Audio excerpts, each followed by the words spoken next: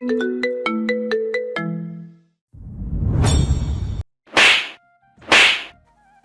না বলেছি কোনো মেয়ের সাথে কথা বলবি না? তারপরও তুই কোন সাহসে ওর সাথে কথা বলেছিস? গালে হাত দিয়ে মাথা নিচু করে দাঁড়িয়ে আছি, কোনো কথা বলছি না। কারণ মিম আপুকে আমি জমের মতো ভয় পাই। সবার সামনে যতই বাহাদুর হই না কেন, মিম আপুর সামনে একদম হয়ে যায় ভেজা বিড়াল। এদিকে আপুকে দেখে মেয়েটাও দৌড়ে কোথায় যেন পালিয়ে গেল। আসলে ভার্সিটির সবাই আপুকে অনেক ভয় পায়, তাই মেয়েটা পালিয়ে গেছে। চুপচাপ ক্লাসে যা, আর ভুলেও এদিক ওদিক তাকাবি না, বলে দিলাম। আর ভার্সিটি ছুটি হওয়ার পর সোজা বাসায় চলে যাবি। আমার যেতে একটু দেরি হবে। যদি শুনেছি আমার কথার খেলাফ হয়েছে, তাহলে দেখিস আমি কি করি। কিছু না বলে মাথা নিচু করে ক্লাসে চলে আসলাম। ক্লাসে এসে বন্ধুদের পাশে বসে পড়লাম। কিরে, তোর গাল এমন টমেটোর মতো লাল হয়ে আছে কেন? আর বলিস না, ভার্সিটিতে ঢোকার সময় একটা দেয়ালের সাথে ধাক্কা লেগে গেছিল, তাই হয়তো গাল লাল হয়ে গেছে। মিথ্যে বললাম, না হলে ওরা আমায় নিয়ে হাসাহাসি শুরু করবে। কিন্তু দেখে তো মনে হচ্ছে কেউ চড় মেরেছে। দেখি গালে একদম 5 আঙুলের দাগ পড়ে গেছে। আরে তেমন কিছু হয়নি, দেয়ালের সাথে ধাক্কা লাগায় এমন হয়েছে বোধহয়। ওরা আর কিছু বলার আগেই ক্লাসে স্যার চলে আসলেন, তাই আর কিছু বলবো না। এরপর স্যার কিছুক্ষণ ক্লাস করিয়ে চলে গেলেন। এভাবে একে একে সব ক্লাস শেষ করে সবাই ক্লাসরুম থেকে বের হয়ে আসলাম।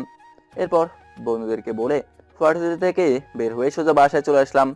বাসায় এসে রুমে গিয়ে হাত মুখ ধুয়ে ফ্রেশ হয়ে নিলাম। তারপর আয়নার সামনে দাঁড়িয়ে দেখি গালে এখনো মেয়াপুর হাতের দাগ পড়ে আছে। হওয়ারই কথা, কারণ যত জোরে মেরেছে কি আর বলবো। ভাগ্যিস তখন ভার্সিটিতে ছাত্রছাত্রী বেশি ছিল না, না হলে তো সবার সামনে চরম লজ্জায় পড়তে হতো। ও হ্যাঁ, এতক্ষণ ধরে কথা বলছি কিন্তু আপনাদের সাথে তো পরিচিতই হলাম না। আমি তামিম, মা বাবার একমাত্র সোনার টুকরা। বাবার নিজের একটা বিজনেস আছে। এবার অনার্স প্রথম বর্ষে পড়ছি। আর ভার্সিটিতে যে মেয়ে আমায় চর মেরেছিল সে হলো মিম, আমার থেকে 1 বছরের বড়। এবার অনার্স দ্বিতীয় বর্ষে পড়ছে। ভাবছেন সে আমায় কেনই বা চর মারলো? আসলে ভার্সিটিতে ঢোকার পর একটা মেয়ে এসে আমার সামনে দাঁড়ায় আর একটা কথা বলতে চাচ্ছিল। তখনই মিম আপু এসে কি করলেন দেখলেনই তো। মিম আপু আমাদের পাশে বিল্ডিং এ থাকে।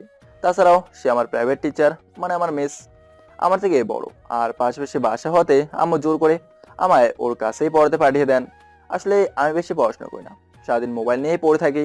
পড়াশোনায় একটুও মন বসে না, তাই আম্মু মিমাপুর কাছে আমায় প্রাইভেট ভর্তি করে দেন। ওনার বাবার একটা বড় ফ্যাক্টরি আছে, বলতে গেলে ওরা খুব বড় লোক। আমার বাবা আর মিমাপুর বাবা দুজনেই বাল্যকালের বন্ধু। মিমাপু খুব রাগী স্বভাবের, সেদিক দিয়ে সুন্দরও বটে।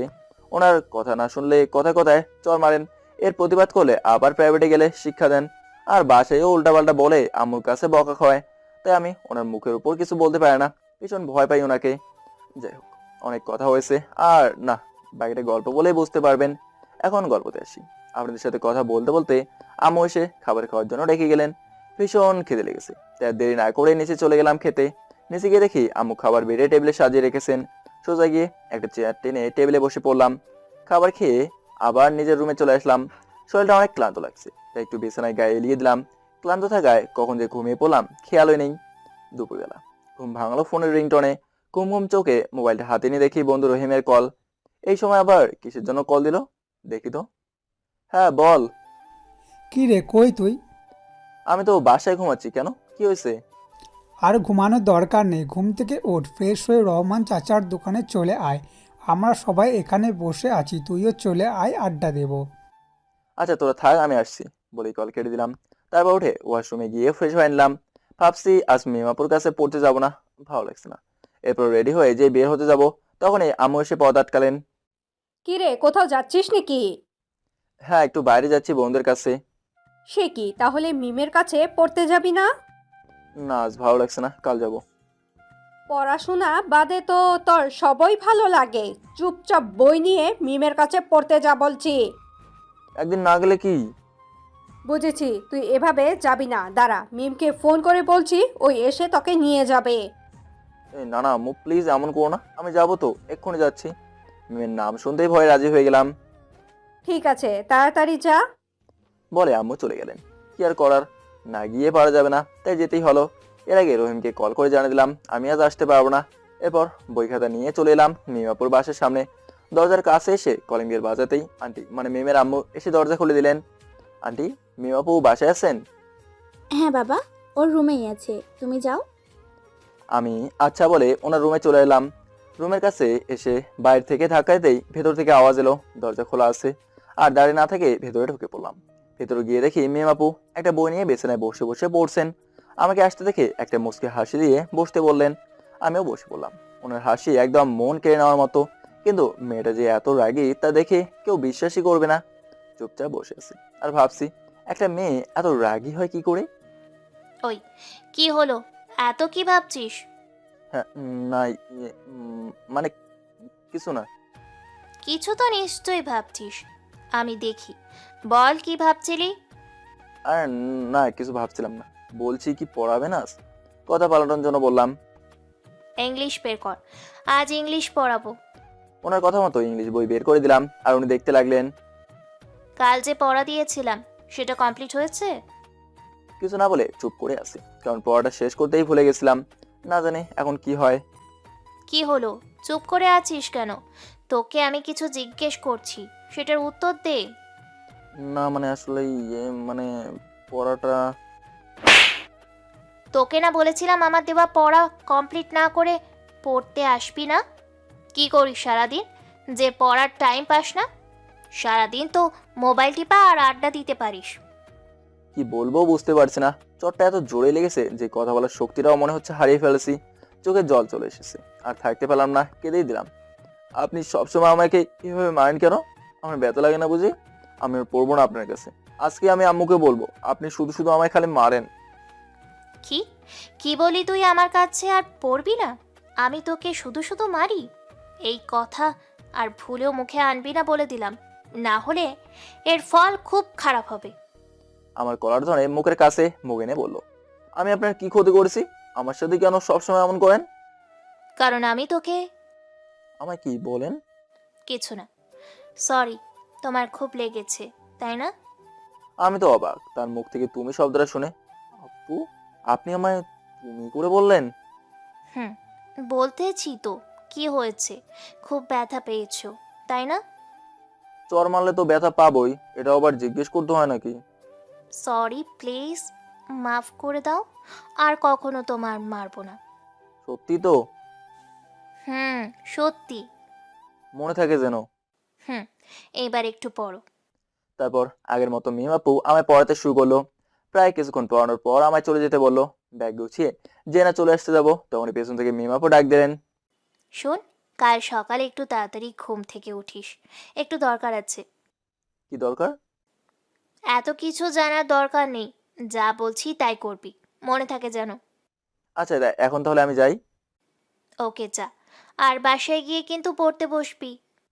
আর কিছু না বলে মাথা নেড়ে চলে আসলাম ওদের বাসা থেকে। এরপর বাসায় এসে সোজা নিজের রুমে চলে এলাম। রুমে এসে আগে মিমাপুর দেওয়া পড়াগুলো কমপ্লিট করে নিলাম। কি রাগে মেয়ে, জানেনই তো। বলা যায় না, যদি পড়া কমপ্লিট না করি তাহলে কাল কি না কি করে। তারপর আরো কিছুক্ষণ পড়াশোনা করে উঠে পড়লাম। কিছুক্ষণ মোবাইল টেপার পর আম্মু এসে রাতের খাবারের জন্য ডাক দিয়ে গেলেন। আর দেরি না করে মোবাইলটা রেখে নিচে চলে গেলাম। এসে দেখি আম্মু আব্বু দুজনে খাবার টেবিলে বসে আছেন। আমিও গিয়ে একটা চেয়ার টেনে ওদের পাশে বসে পড়লাম। পড়াশোনা কেমন চলছে তোমার? জি, ভালোই চলছে। মোবাইল আর আড্ডা একটু কমিয়ে ভালো করে পড়াশোনা করো। আচ্ছা। এখন চুপচাপ খাও। আর কিছু না বলে চুপ করে খেতে লাগলাম। খাওয়া শেষ হলে আবার নিজের রুমে চলে এলাম। রুমে এসে আর দেরি না করে ঘুমিয়ে পড়লাম। সকালবেলা ঘুম থেকে উঠে ফ্রেশ হয়ে নাস্তা করে নিলাম। তারপর ব্যাগ গুছিয়ে বের হয়ে গেলাম ভার্সিটির উদ্দেশ্যে। প্রায় 10 মিনিট হাঁটার পর ভার্সিটিতে এসে পৌঁছালাম। ভার্সিটির গেট দিয়ে ঢুকতে যাব, তখন কে যেন আমার গালে ঠাস করে একটা চর বসিয়ে দিল। চর খেয়ে সামনে তাকিয়ে তো আমি অবাক, কারণ এ আর কেউ না, মিমাপু। এদিকে মিমাপু আমার দিকে অগ্নি দৃষ্টিতে তাকিয়ে আছেন, যা দেখে আমার হার্টবিট বেড়ে গেল। উনি এইভাবে আমার দিকে তাকিয়ে আছেন কেন? আমি কি করেছি? ওই, তোকে গতকাল না সকালে ঘুম থেকে তাড়াতাড়ি উঠতে বললাম, তারপরও তুই কিভাবে আমার কথা অমান্য করলি?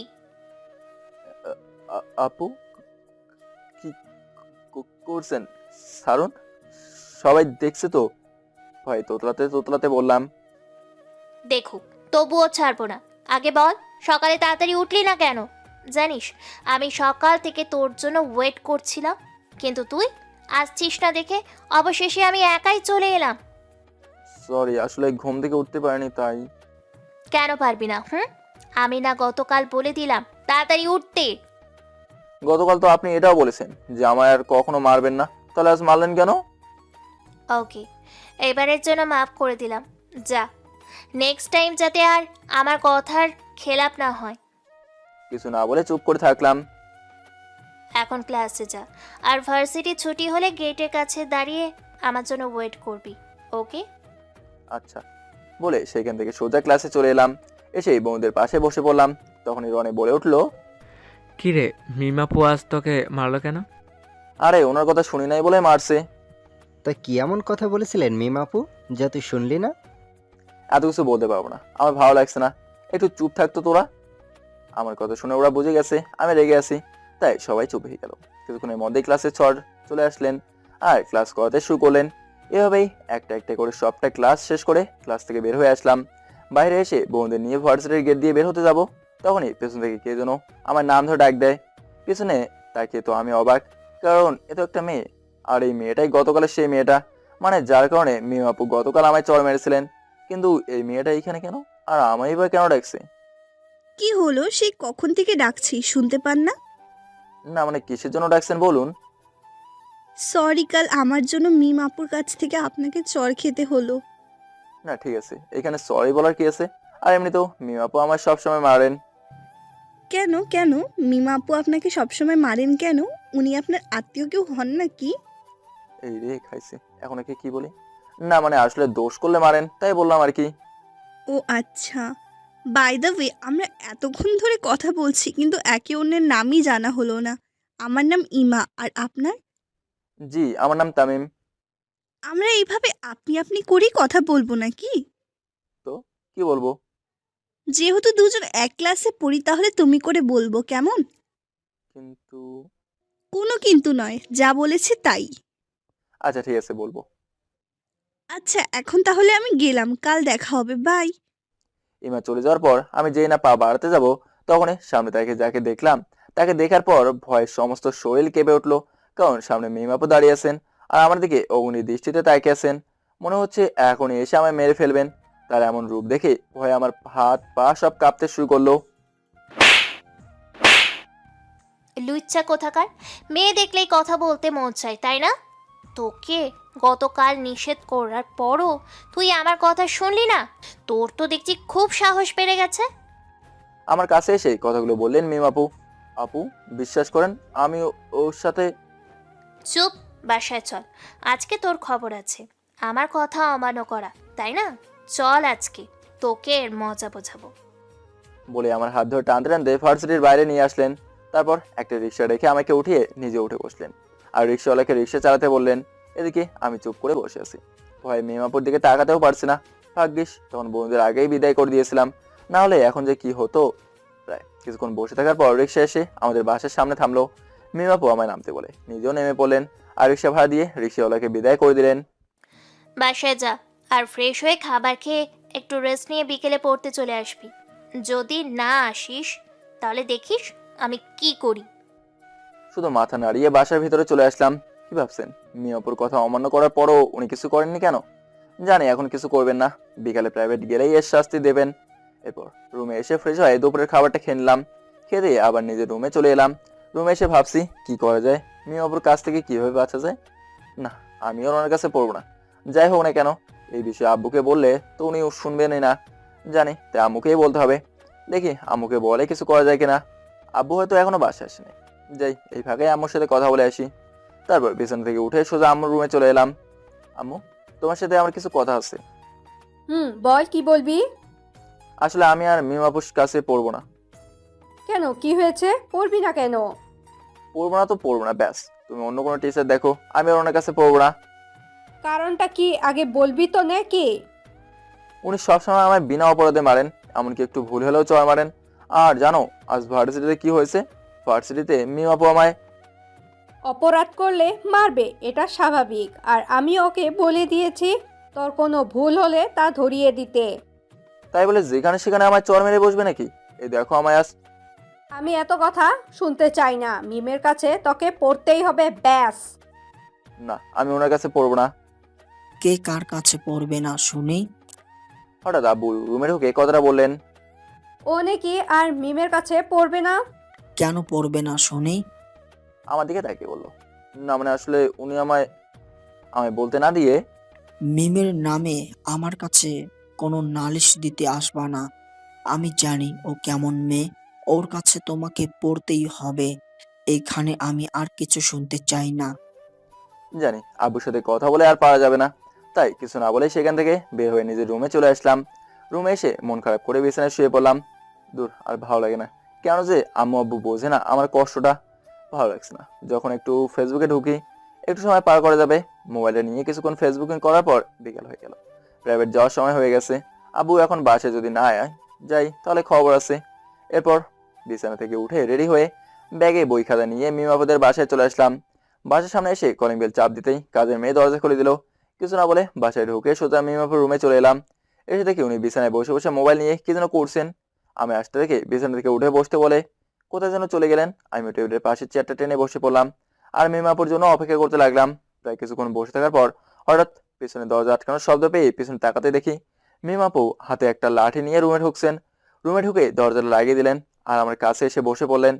হাতে লাঠি আর দরজা লাগানো দুটো জিনিসে খুব অবাক হলাম আর একটু ভয় পেলাম। হাতে লাঠি কেন? এটা দিয়ে আমায় আবার মারবে না তো? কি চান্দু, ভয় পাচ্ছ নাকি? আ- আমি কেন ভয় পাবো?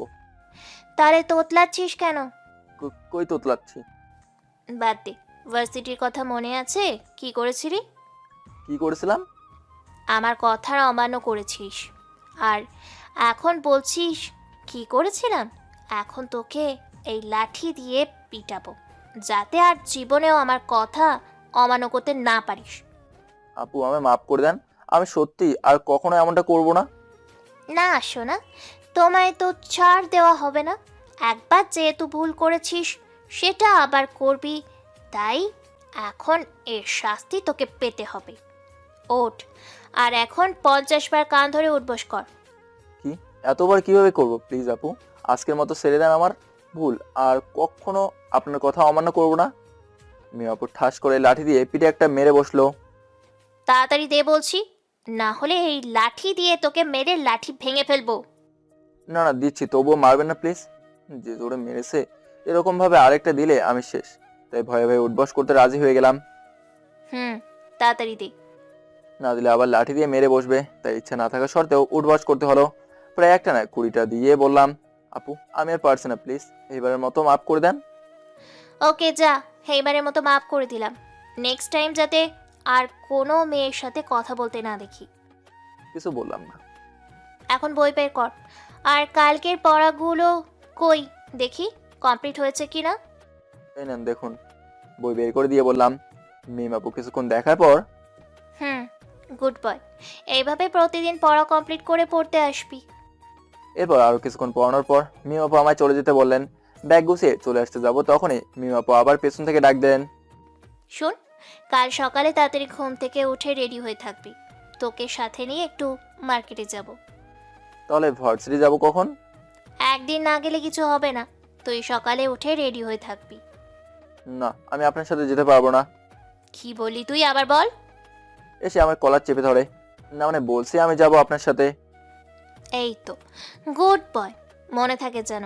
এখন বাসায় যা, আর গিয়ে একটু পড়তে বসবি। ওকে। তারপর দেরি না করে মিম আপুদের বাসা থেকে বের হয়ে সোজা আমাদের বাসায় চলে আসলাম।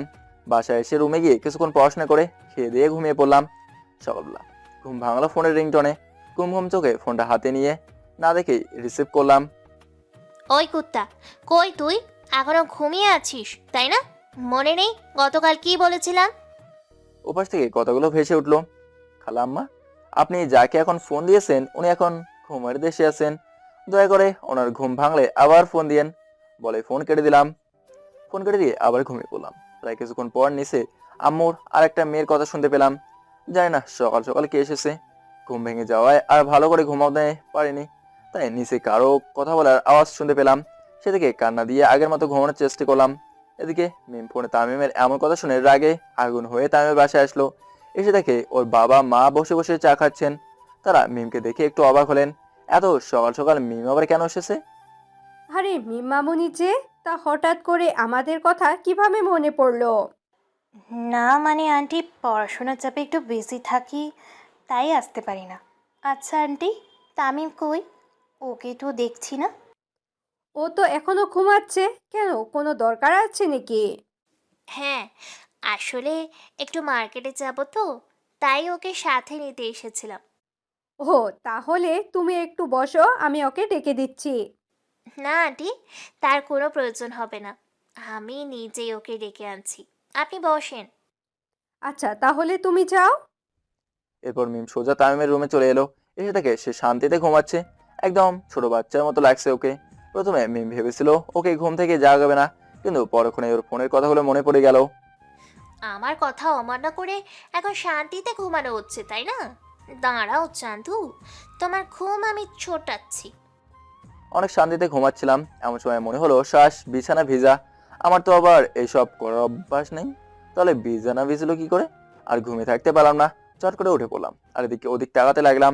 হঠাৎ সামনে তাকিয়ে দেখি মিম আপু একটা মগ নিয়ে দাঁড়িয়ে আছে আর শয়তানে হাসি দিচ্ছে। আর বুঝতে বাকি রইল না গায়ে পানি কে দিয়েছে। আপনি আমার গায়ে পানি দিলেন কেন? দিয়েছি, বেশ করেছি। এখন না উঠলে আবারও দিব। আমার কথা অমান্য করা, তাই না?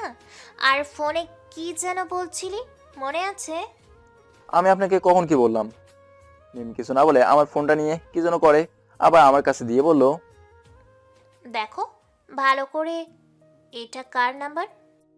ভালো করে চেক করে দেখি এটা মিম আপুর নাম্বার। আর তখনই চোখ পড়ে কল হিস্ট্রিতে। এ কি, আমি এটা কি দেখছি? তার মানে একটু আগে মিম আপু আমায় কল দিয়েছিলেন, আর আমি নাকি ওনাকে কত কি বলে ফেললাম। এখন কি হবে আমার? হায় আল্লাহ, বাঁচাও মুঝে। কি হলো, চুপ করে আছিস কেন? কথা বল। কি বলবো? কুত্তা, আমায় খালা আম্মা ডাকা, তাই না? আমি কি তোর খালা আম্মা লাগি? আমায় তোর খালা আম্মা লাগে? দাঁড়া। রাগে আমার কলার চেপে ধরে।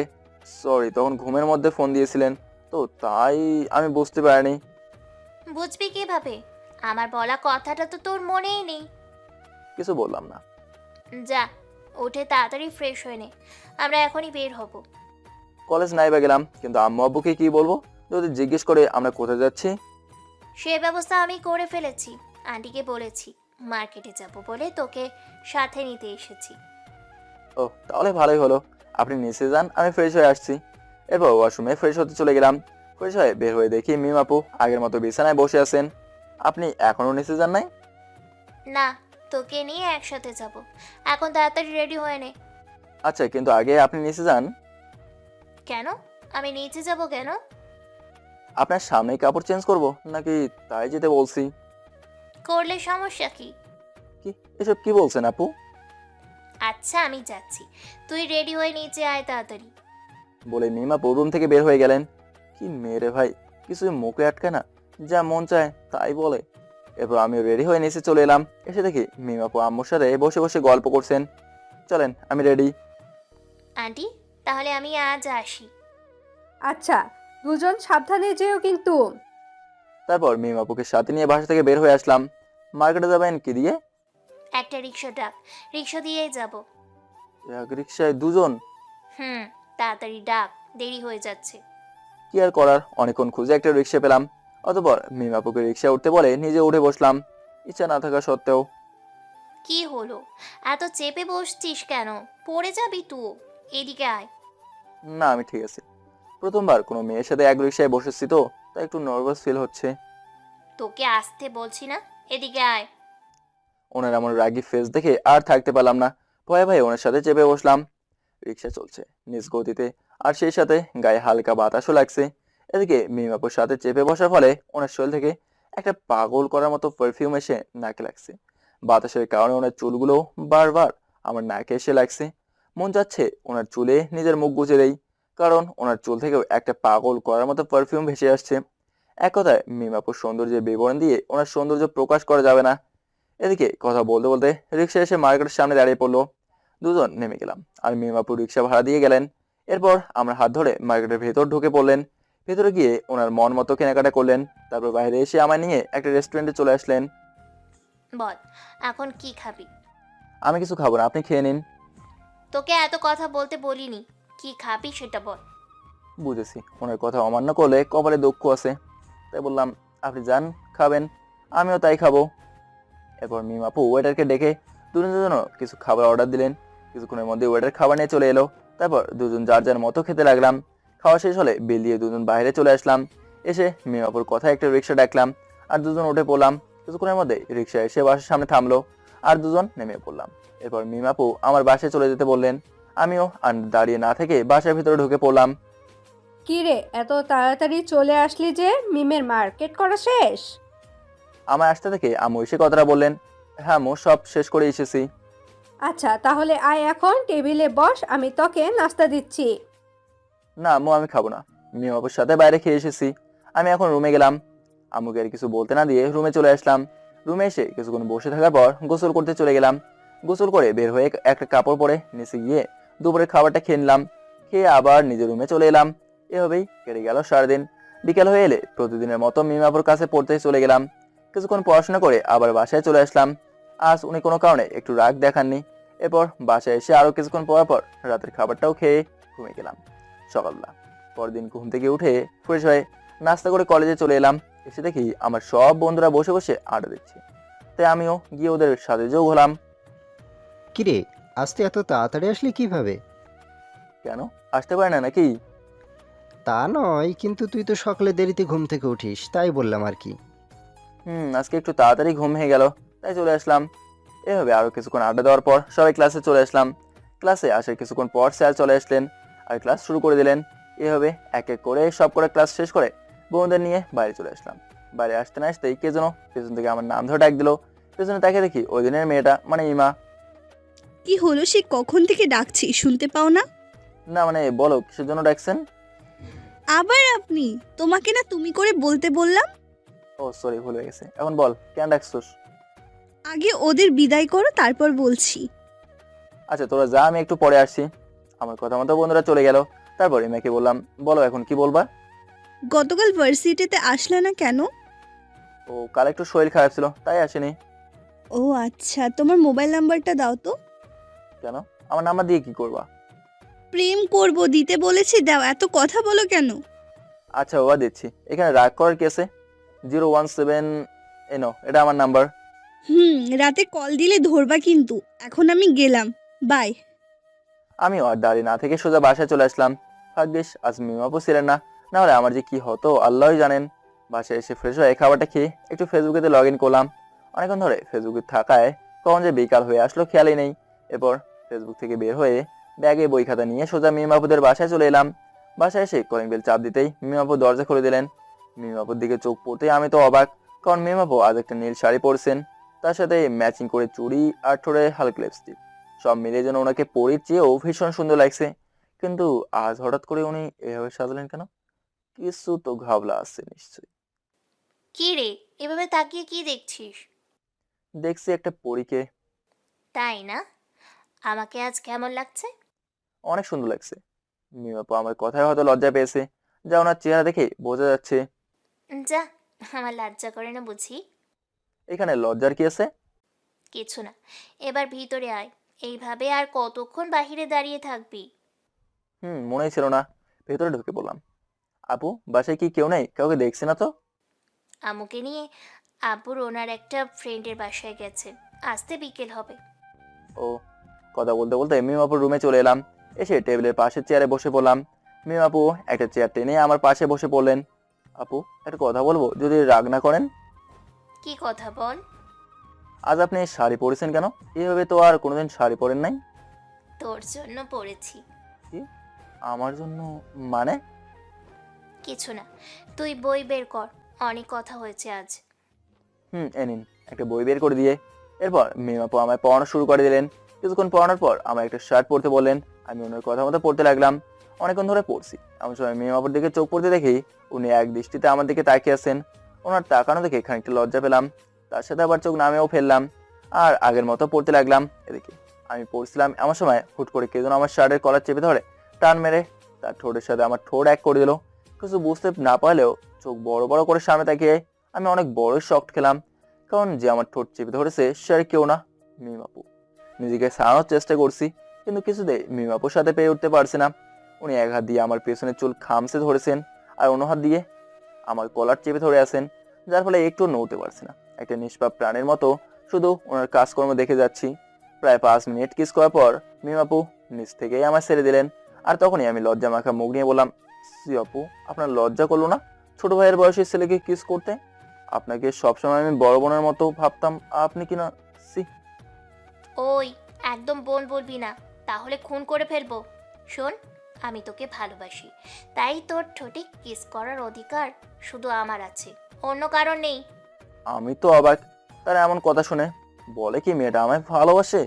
ভাবতেও পারিনি জীবনে কোনো সিনিয়র মেয়ে আমায় এইসব কথা বলবে। মিম আপু কি সত্যি আমায় ভালোবাসে নাকি মজা করছে?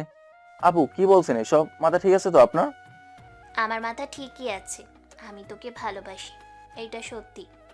আর শুধু এইটাই নয়, আমি তোকে অনেক আগে থেকেই ভালোবাসি, কিন্তু এতদিন ইচ্ছে করে বলিনি। দেখেন আপু, এটা একদম ঠিক না। আমি আপনাকে সবসময় বড় বোনের চোখে। আবার বোন বলিস? তোকে না বোন বলতে নিষেধ করেছি, তা কানে যায় না? আমার কলার চেপে ধরে। তো কি বলবো? বউ বলবি, বউ। এখন বল, মিম, তুমি আমার বউ। না, আমি বলবো না। আর আপনি কিন্তু আমার উপরে জোর খাটাচ্ছেন। না বললে চর মারতে মারতে গাল লাল করে ফেলবো। বল বলছি। আমি কিন্তু আম্মু আব্বুকে সব বলে দেবো যে আপনি আমার সাথে কি কি করছেন। বুঝেছি, তুই এইভাবে শুনবি না, দাঁড়া, দেখাচ্ছি মজা। বলে কোথা থেকে এই যেন একটা ছুরি এনে আমার গলায় লাগিয়ে দিল। কি করছেন? কেটে যাবে তো, প্লিজ সরান। তাহলে বল, মিম, তুমি আমার বউ। না বললে এক্ষুনি গাল কেটে দিব। বলছি মিম, তুমি আমার বউ। এইবার আই লাভ ইউ বল।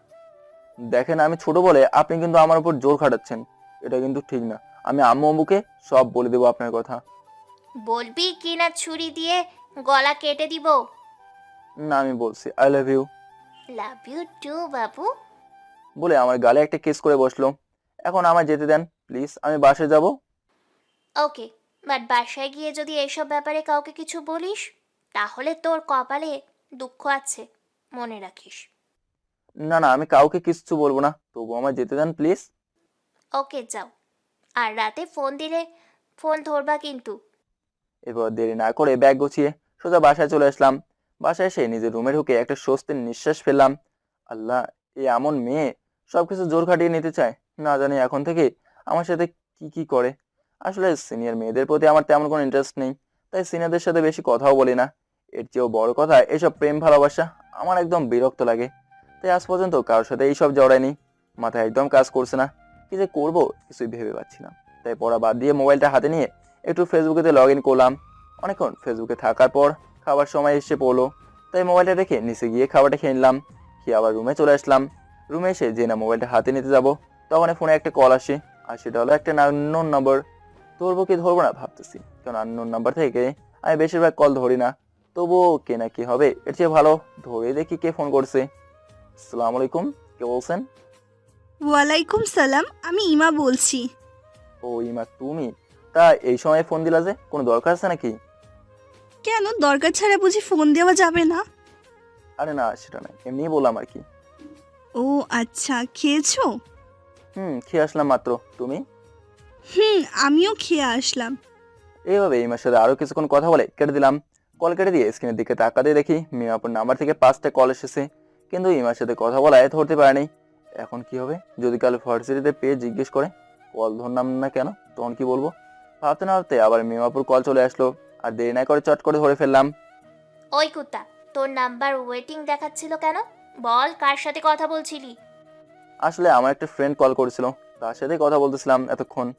মিথ্যা বললাম, নাহলে নিশ্চিত কাল চৌড়িয়ে চৌড়িয়ে গাল লাল করে ফেলতো। ছেলে ফ্রেন্ড নাকি মেয়ে ফ্রেন্ড? ছেলে ফ্রেন্ড। গুড, কোনো মেয়ের সাথে যেন কথা বলতে না শুনি। এখন এইসব কথা বলার জন্য ফোন করেছেন নাকি? তাহলে এতক্ষণ ধরে ফোন ধরলা না কেন? আচ্ছা বাদ দাও, রাতে খেয়েছো? জি আপু, খেয়েছি। আপনি? কুত্তা, তুই আবার আমায় আপু বলছিস? দাঁড়া, কাল তোকে একবার কাছে পাই, আপুর ডাকার স্বাদ বের করবো। তা কালকেই দেখা যাবে, এখন ফোন রাখেন, আমি ঘুমাবো। বলে ফোন করে দিলাম। অনেক ঘুম পাচ্ছে, তাই দেরি না করে মোবাইলটা একপাশে রেখে বিছানায় গায়ে দিয়ে দিলাম। কিন্তু কিছুতেই ঘুম আসছে না, কারণ চোখ লাগলে মিমাপুর করা কেসের কথা মনে পড়ে যায়। অনেকক্ষণ এভাবে করার পর কখন যে ঘুমিয়ে পড়লাম খেয়ালই নেই। চল্লা, ঘুম থেকে উঠে ফ্রেশ হয়ে নাস্তা করে ভার্সিটিতে চলে এলাম। এসে দেখি মিমাপু ওনার বন্ধুদের নিয়ে ভার্সিটির বট গাছের নিচে বসে বসে গল্প করছেন। এই যে এখন আমি ক্লাসে যাব কি করে? ওনার সামনে দিয়ে গেলেই তো দেখে ফেলবেন, আর তখন কি করবেন নিজেই জানেন। কি করি একটা বুদ্ধি তো বের করতেই হবে, না হলে এইখানে দাঁড়িয়ে থাকতে হবে। দূর, যা হবার হবে। এখন কোনো রকমে ক্লাসে যেতে পারি দেখি। তারপর ধীরে ধীরে ক্লাসের দিকে এগোতে লাগলাম। মিমাপুর পাশ দিয়ে যেই না আসতে যাব, তখনই উনি আমায় ডেকে ফেললেন আর ডাক দিলেন। ওই, কই যাস? এদিকে আয়। যা, যেটার ভয় ছিল সেটাই হলো। এখন না গেলেও হবে না, তাই বাধ্য হয়ে যেতেই হলো। জি আপু, আমায় ডাকছেন? ওই, তোকে না আপু বলতে নিষেধ করছিলাম, তারপরও আবার আমায় আপু বলিস? আপু বলেছে তো, তা ঠিকই করেছে। তুই ওর থেকে কত বড়, তোকে আপু বলবে না তো কি বলবে? মিমাপুর বান্ধবীদের মধ্যে একজন বলল। ও তুই বুঝবি না। আর হ্যাঁ, তুই এখন চুপচাপ ক্লাসে যা, আর টিফিন টাইম হলে ভার্সিটি ক্যান্টিনে চলে আসবি, তোর সাথে কথা আছে। আর কিছু না বলে সেখান থেকে চলে আসলাম। ক্লাসে এসে বন্ধুদের সাথে গল্প করতে লাগলাম। কিছুক্ষণ পর ক্লাসে স্যার চলে আসলেন আর ক্লাস করানো শুরু করে দিলেন। দেখতে দেখতে টিফিন টাইম চলে আসলো। এখন যদি মিমাপুর কথা মতো ক্যান্টিনে যাই, নিশ্চয়ই কপালে দুঃখ আছে। তাই বন্ধুদের বললাম, তোরা একটু থাক, আমি ওয়াশরুম থেকে আসি। এরপর ওদের কাছ থেকে সোজা ক্যান্টিনে চলে আসলাম। ক্যান্টিনে এসে দেখি মিমাপু ওনার বান্ধবীদের সাথে নিয়ে বসে আছেন। ধীর পায়ে হেঁটে ওনার কাছে গিয়ে জিজ্ঞেস করলাম, আমায় কেন রেখেছেন? তুই এসেছিস, আয় বস এখানে, তোর সাথে আমার বান্ধবীদের পরিচয় করিয়ে দিই। এ হলো ইরা, ও হলো ইভা, এইভাবে কয়েকজনের সাথে পরিচয় করে দিলেন। আর এ হলো। আমাদের পিচ্ছি দুলা ভাই, তাই না? ওদের মুখ থেকে দুলাভাই কথাটা শুনে খানিকটা অবাক হলাম, সাথে লজ্জাও পেলাম। তার মানে মিমাপু নিশ্চয়ই আমার ব্যাপারে ওদেরকে কিছু বলেছে।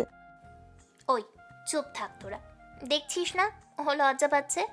ও মা, আমাদের পিচ্ছি দুলা ভাই লজ্জাও পায়। ওই, তোরা থামবি? বলেই সবাই হাসাহাসি করতে লাগলো। আচ্ছা, এখন বল তুই কি খাবি? আপনি যা অর্ডার দিবেন তাই খেয়ে নেব, জানি না করলে শুনবে না, তাই এটাই বলে দিলাম। এরপর মিমাপু সবার জন্য খাবার অর্ডার দিলেন। কিছুক্ষণের মধ্যেই খাবার এসে পড়লো আর সবাই যার যার মতো করে খেতে শুরু করলাম। খাওয়া শেষ হলে মিমাপুকে বলে আমার ক্লাসে চলে আসলাম। এসে জেনে ক্লাসে ঢুকতে যাব, তখনই সামনে ইমা এসে পদ আটকালো। ওই, তুমি কলেজের সিনিয়র মেয়েদের সাথে ক্যান্টিনে বসে কি করছিলা? মানে আমি কখন কার সাথে বসলাম? ওই যে মিম আপু আর উনার বান্ধবীদের সাথে বসলা, সেটার কথাই বলছি। ও মনে পড়েছে, আসলে উনি আমার টিফিন টাইমে ওনার সাথে দেখা করতে বলেছিলেন, তাই গিয়েছিলাম। সেটা ভালো কথা, কিন্তু ওদের সাথে বসে টিফিনে খেলা কেন? আসলে মানে মিমাপু আমায় জোর করে বসিয়ে দিয়েছিলেন, তাই বসে পড়লাম। কেন কেন উনি তোমায় কেন জোর করে বসাবেন? উনি কে হন তোমার? আমার প্রাইভেট টিচার। কি? হুম। কিন্তু কবে থেকে? আমায় আগে কখনো বলনি কেন? তোমার সাথে তো গতকালই পরিচিত হলাম, তাহলে বলার টাইম পাবো কোথায়? ইমা কিছু বলতে যাবে এর আগেই ক্লাসের স্যার চলে আসলেন। তাই আর কিছু না বলে সে তার সিটে গিয়ে বসে পড়লো, আর আমি বোনদের পাশে এসে বসে পড়লাম। এভাবে সব ক্লাস শেষ করে ভার্সিটি ছুটি হয়ে গেল। সবাই মিলে ক্লাস থেকে বের হয়ে আসলাম আর যার যার বাসায় চলে আসলাম। বাসায় এসে ফ্রেশ হয়ে খাবারটা খেয়ে একটু ঘুমিয়ে পড়লাম। ঘুম থেকে উঠে আবার মিমাপুর কাছে পড়তে চলে গেলাম। এইভাবেই কেটে যাচ্ছিল আমার দিন। প্রথমে ভার্সিটি, তারপর বাসায় এসে মিমাপুর কাছে পড়তে যাওয়া, আবার বাসায় এসে পড়তে বসা। এর মধ্যে মিমাপু আমায় অনেক কেয়ার করতে শুরু করছে, কোনো কিছুর অধিকার খাটায়। আর যদি অন্যের কথা না শুনি তাহলে চৌড়িয়ে গাল লাল করে দেন। আর কোনো মেয়েকে আমার দ্বারা কাছে ভুলেও ঘেঁষতে দেন না, আর আমায় কোনো মেয়ের সাথে মিশতেও দেন না। যদি কোনো মেয়ের সাথে দেখেন তাহলে অবস্থা পুরাই খারাপ করে ফেলেন। আজকে ভার্সিটি থেকে ফিরে এসে খাবার খেয়ে বিকালে মিমাপুর কাছে পড়তে গেলাম। আমি যেতে উনি এসে রুমের দরজা খুলে দিলেন। তুই রুমে এসে বস, আমি একটু ওয়াশরুম থেকে আসছি, বেশি সময় লাগবে না। বলে ওয়াশরুমে চলে গেলেন। আর দাঁড়িয়ে না থেকে টেবিলের পাশের চেয়ারে গিয়ে বসে পড়লাম। বসে বসে অনেক বোরিং লাগছে, তাই মোবাইল বের করে একটু ফেসবুকেতে লগ ইন করলাম। নিউজ পেতে ঘোরাঘুরি করছি, ঠিক তখন ফোনে একটা কল আসে। সে দেখি ইমার নাম্বার থেকে ফোন এসেছে। এই মেয়ে আবার এই অসময়ে ফোন দিয়েছে কেন? রিসিভ করে দেখি কি এমন দরকার পড়লো, যার কারণে এই সময় ফোন দিল। হ্যাঁ মা বল। কই তুমি এখন? আমি তো এখন মিমাপুর কাছে পড়তে এসেছি। কেন? তুমি কি একটু আমার সাথে মার্কেট যেতে পারবা? কিছু কেনাকাটার ছিল। আরে এখন আসবো কিভাবে? বললাম তো এখন আমি প্রাইভেট এসেছি, আর মিমাপু আমায় যেতে দেবেন না। প্লিজ, খুব দরকার ছিল, দেখো না কিছু বলে আসতে পারো কি না প্লিজ।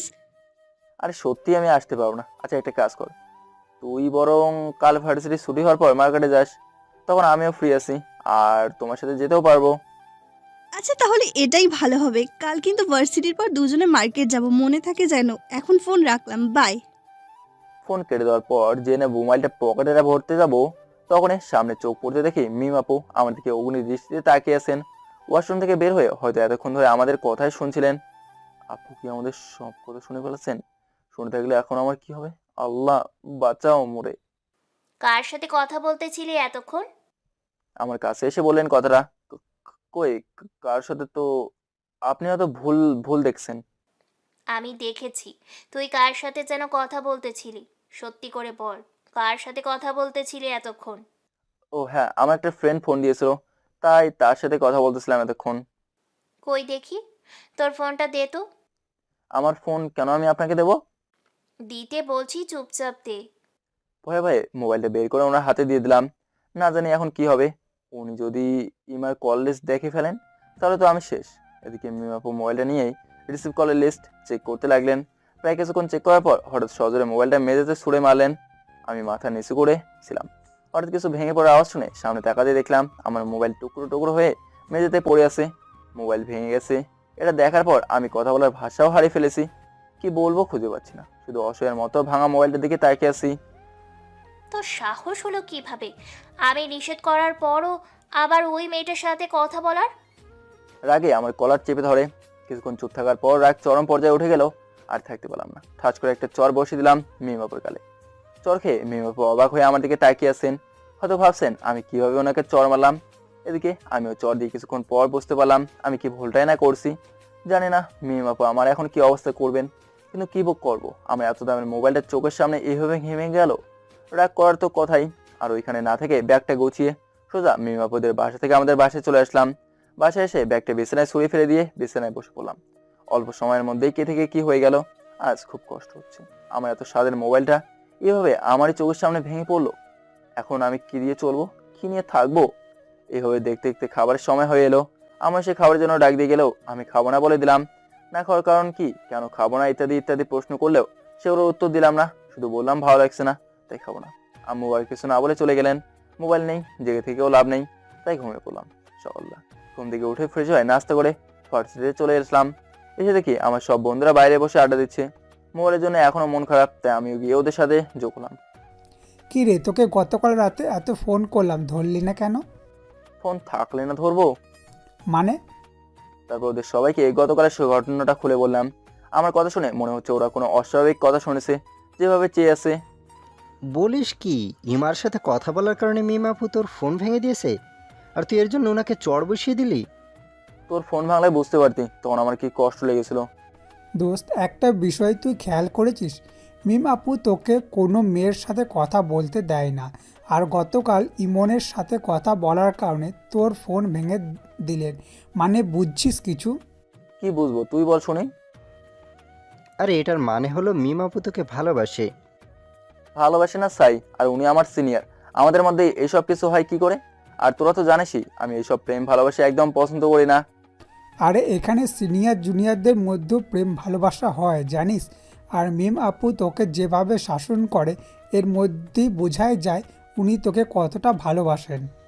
বাদে তো এইসব, এখন চল ক্লাসে যাই, ভালো লাগছে না। আচ্ছা ঠিক আছে, চল। এরপর সবাই মিলে ক্লাসে চলে আসলাম। এর কিছুক্ষণ পর স্যারও ক্লাসে চলে আসলেন আর ক্লাস করতে লাগলেন। দেখতে দেখতে সব ক্লাস শেষ করে সবাই মিলে ক্লাসরুম থেকে বের হয়ে আসলাম। বাইরে এসে বন্ধুদের সাথে কথা বলছি। এমন সময় সামনে থেকে দেখি মিম আপু ওনার বন্ধুদের সাথে নিয়ে দাঁড়িয়ে আছেন। এখন যদি ওনার সামনে দিয়ে যাই তাহলে নিশ্চয়ই কিছু একটা হতে পারে, তাই ওরা যেভাবে আমাদের না দেখে সেদিকে হাঁটা ধরলাম, কিন্তু বেশি দূর যেতে পারলাম না। এর আগে পেছন থেকে মিম আপু ডাক দিলেন। বন্ধুদের সাথে নিয়ে ওদের সামনে গিয়ে দাঁড়ালাম। জি আপু, আমার ডাকছেন? হুম, তোর সাথে একটু দরকার আছে। তোর বন্ধুদের আগে যেতে বল। কেন, ওরা কেন যাবে? ওরা থাকলে সমস্যা কি? বলছি না ওদের যেতে বল। দোস্ত সমস্যা নেই, তুই থাক, আমরা গেলাম। ওরা তো চলে গেছে, এখন বলেন আমায় দিয়ে আপনার কি দরকার? তোকে এখন আমার সাথে একটু মার্কেটে যেতে হবে। সরি, আমি পারবো না আপনার সাথে যেতে, আমার অন্য কাজ আছে। ওই, এত কথা বলিস কেন? যেতে বলছি যাবি, না হলে মেরে হাত পা ভেঙে দিব। এমনিতেই গতকাল চর মেরেছিস, কিছু বলিনি, তার উপর আজকে আবার আমার মুখের ওপর মানা করিস। কিছু না বলে শুধু মাথা নিচু করে দাঁড়িয়েছি। চল আমার সাথে। বলে আমার হাত ধরে ভার্সিটির বাইরে নিয়ে আসলো। বাইরে এসে একটি রিক্সা ডেকে নিজে উঠে আমায়ও উঠতে বললো। আমি ওর কথা না বাড়িয়ে উঠে বললাম। কিছুক্ষণ রিক্সায় বসে থাকার পর রিক্সা এসে একটা মার্কেটের সামনে থামলো। দুজন নেমে গিয়ে রিক্সা ভাড়া মিটিয়ে মার্কেটের ভেতর ঢুকে পড়লাম। এরপর মিম আপু আমায় নিয়ে একটা মোবাইলের দোকানে আসলেন। দেখ তো এখানে কোনটা তোর পছন্দ হয়। আমার পছন্দ দিয়ে কী করবে? আর কার জন্য ফোন নেবেন? আমার একটা ফ্রেন্ডকে গিফট করব। এখন একটা ভালো দেখে ফোন চয়েস করে দে তো। জানি পছন্দ করে না দিলে হবে না, তাই ভালো দেখে একটা ফোন দেখে বললাম, এটা নেন, খুব ভালো হবে।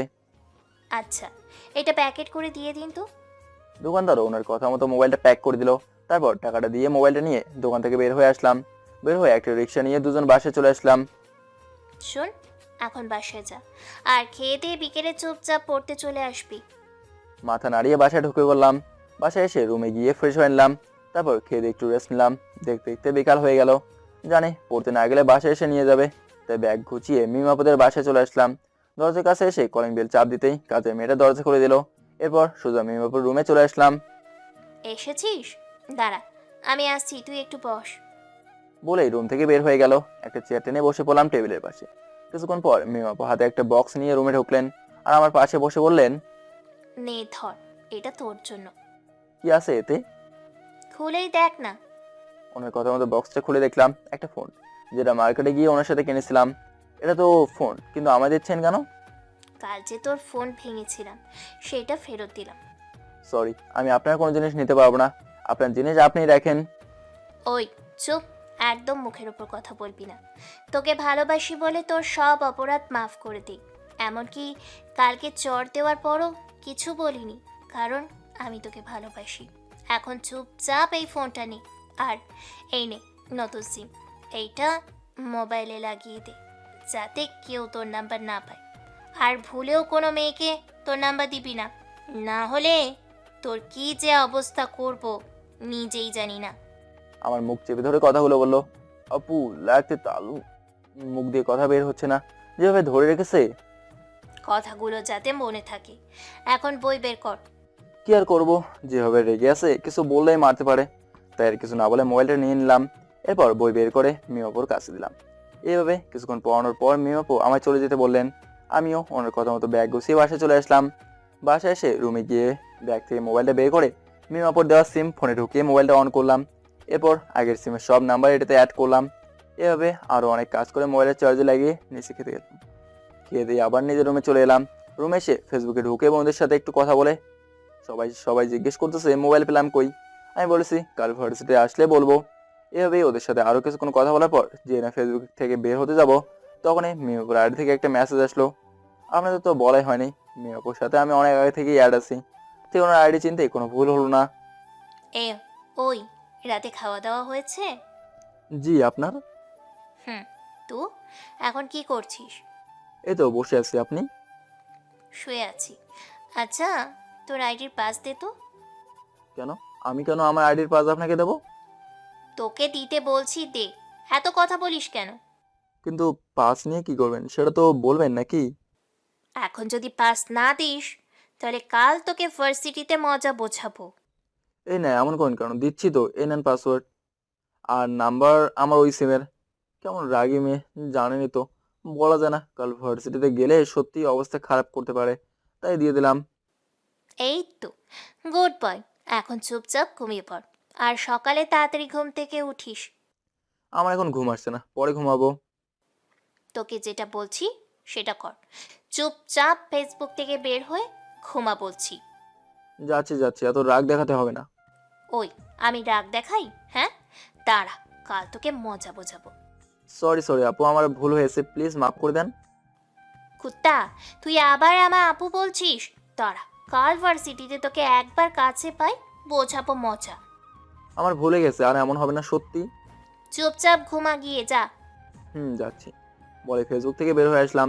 তারপর মোবাইলটা একপাশে রেখে দিলাম, এক ঘুম। না জানে কাল সকালে আমার জন্য কি অপেক্ষা করছে, আল্লাহ বাঁচিয়ে রেখে এই গুন্ডের হাত থেকে। সকাল্লা ঘুম থেকে উঠে ফ্রেশ হয়ে নাস্তা করে ভার্সিটিতে চলে এলাম। এসে থেকে আমার সব বন্ধুরা বাইরে বসে বসে আড্ডা দিচ্ছে, আমিও গিয়ে ওদের সাথে যোগ হলাম। কিরে, তোর না ফোন ভেঙে গেছে? তাহলে কাল ফেবুতে আসলি কি করে? হ্যাঁ, আর তুই বললি যে আর একটা ফোন পেয়েছিস, সেটা কে দিল? আর থাম বলছি, এত প্রশ্ন একসাথে করছিস, তাহলে কোনটার উত্তর দেবো? আচ্ছা ঠিক আছে, বল। শোন তাহলে। তারপর ওদের গতকালের ঘটনাটা বললাম। কি মেয়ে রে বাবা, নিজেই ফোন ভাঙে আবার নিজেই ফোন কিনে দেয়। দেখছিস মিম আপু তোকে সত্যি ভালোবাসে, তাই ফোন ভাঙার পরও আর একটা ফোন কিনে দিয়েছে। ওই এসব কথা বাদ দে, ভালো লাগে না আমার।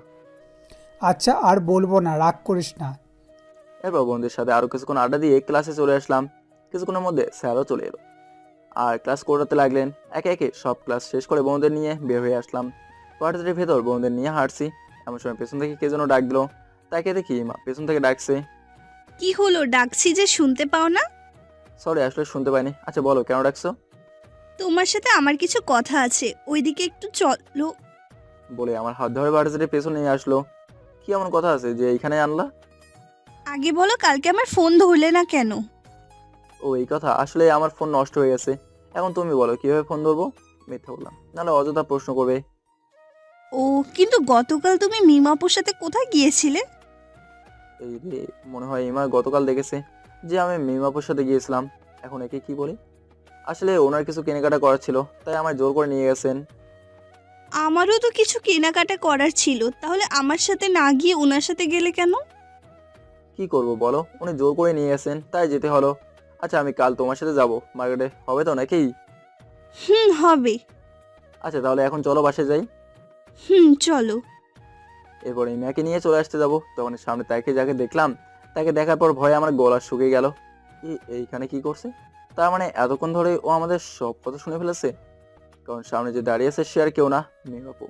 মিমাপু আমাদের দুজনকে একসাথে দেখে রাগের দৃষ্টিতে আমাদেরকে তাকিয়ে আছেন।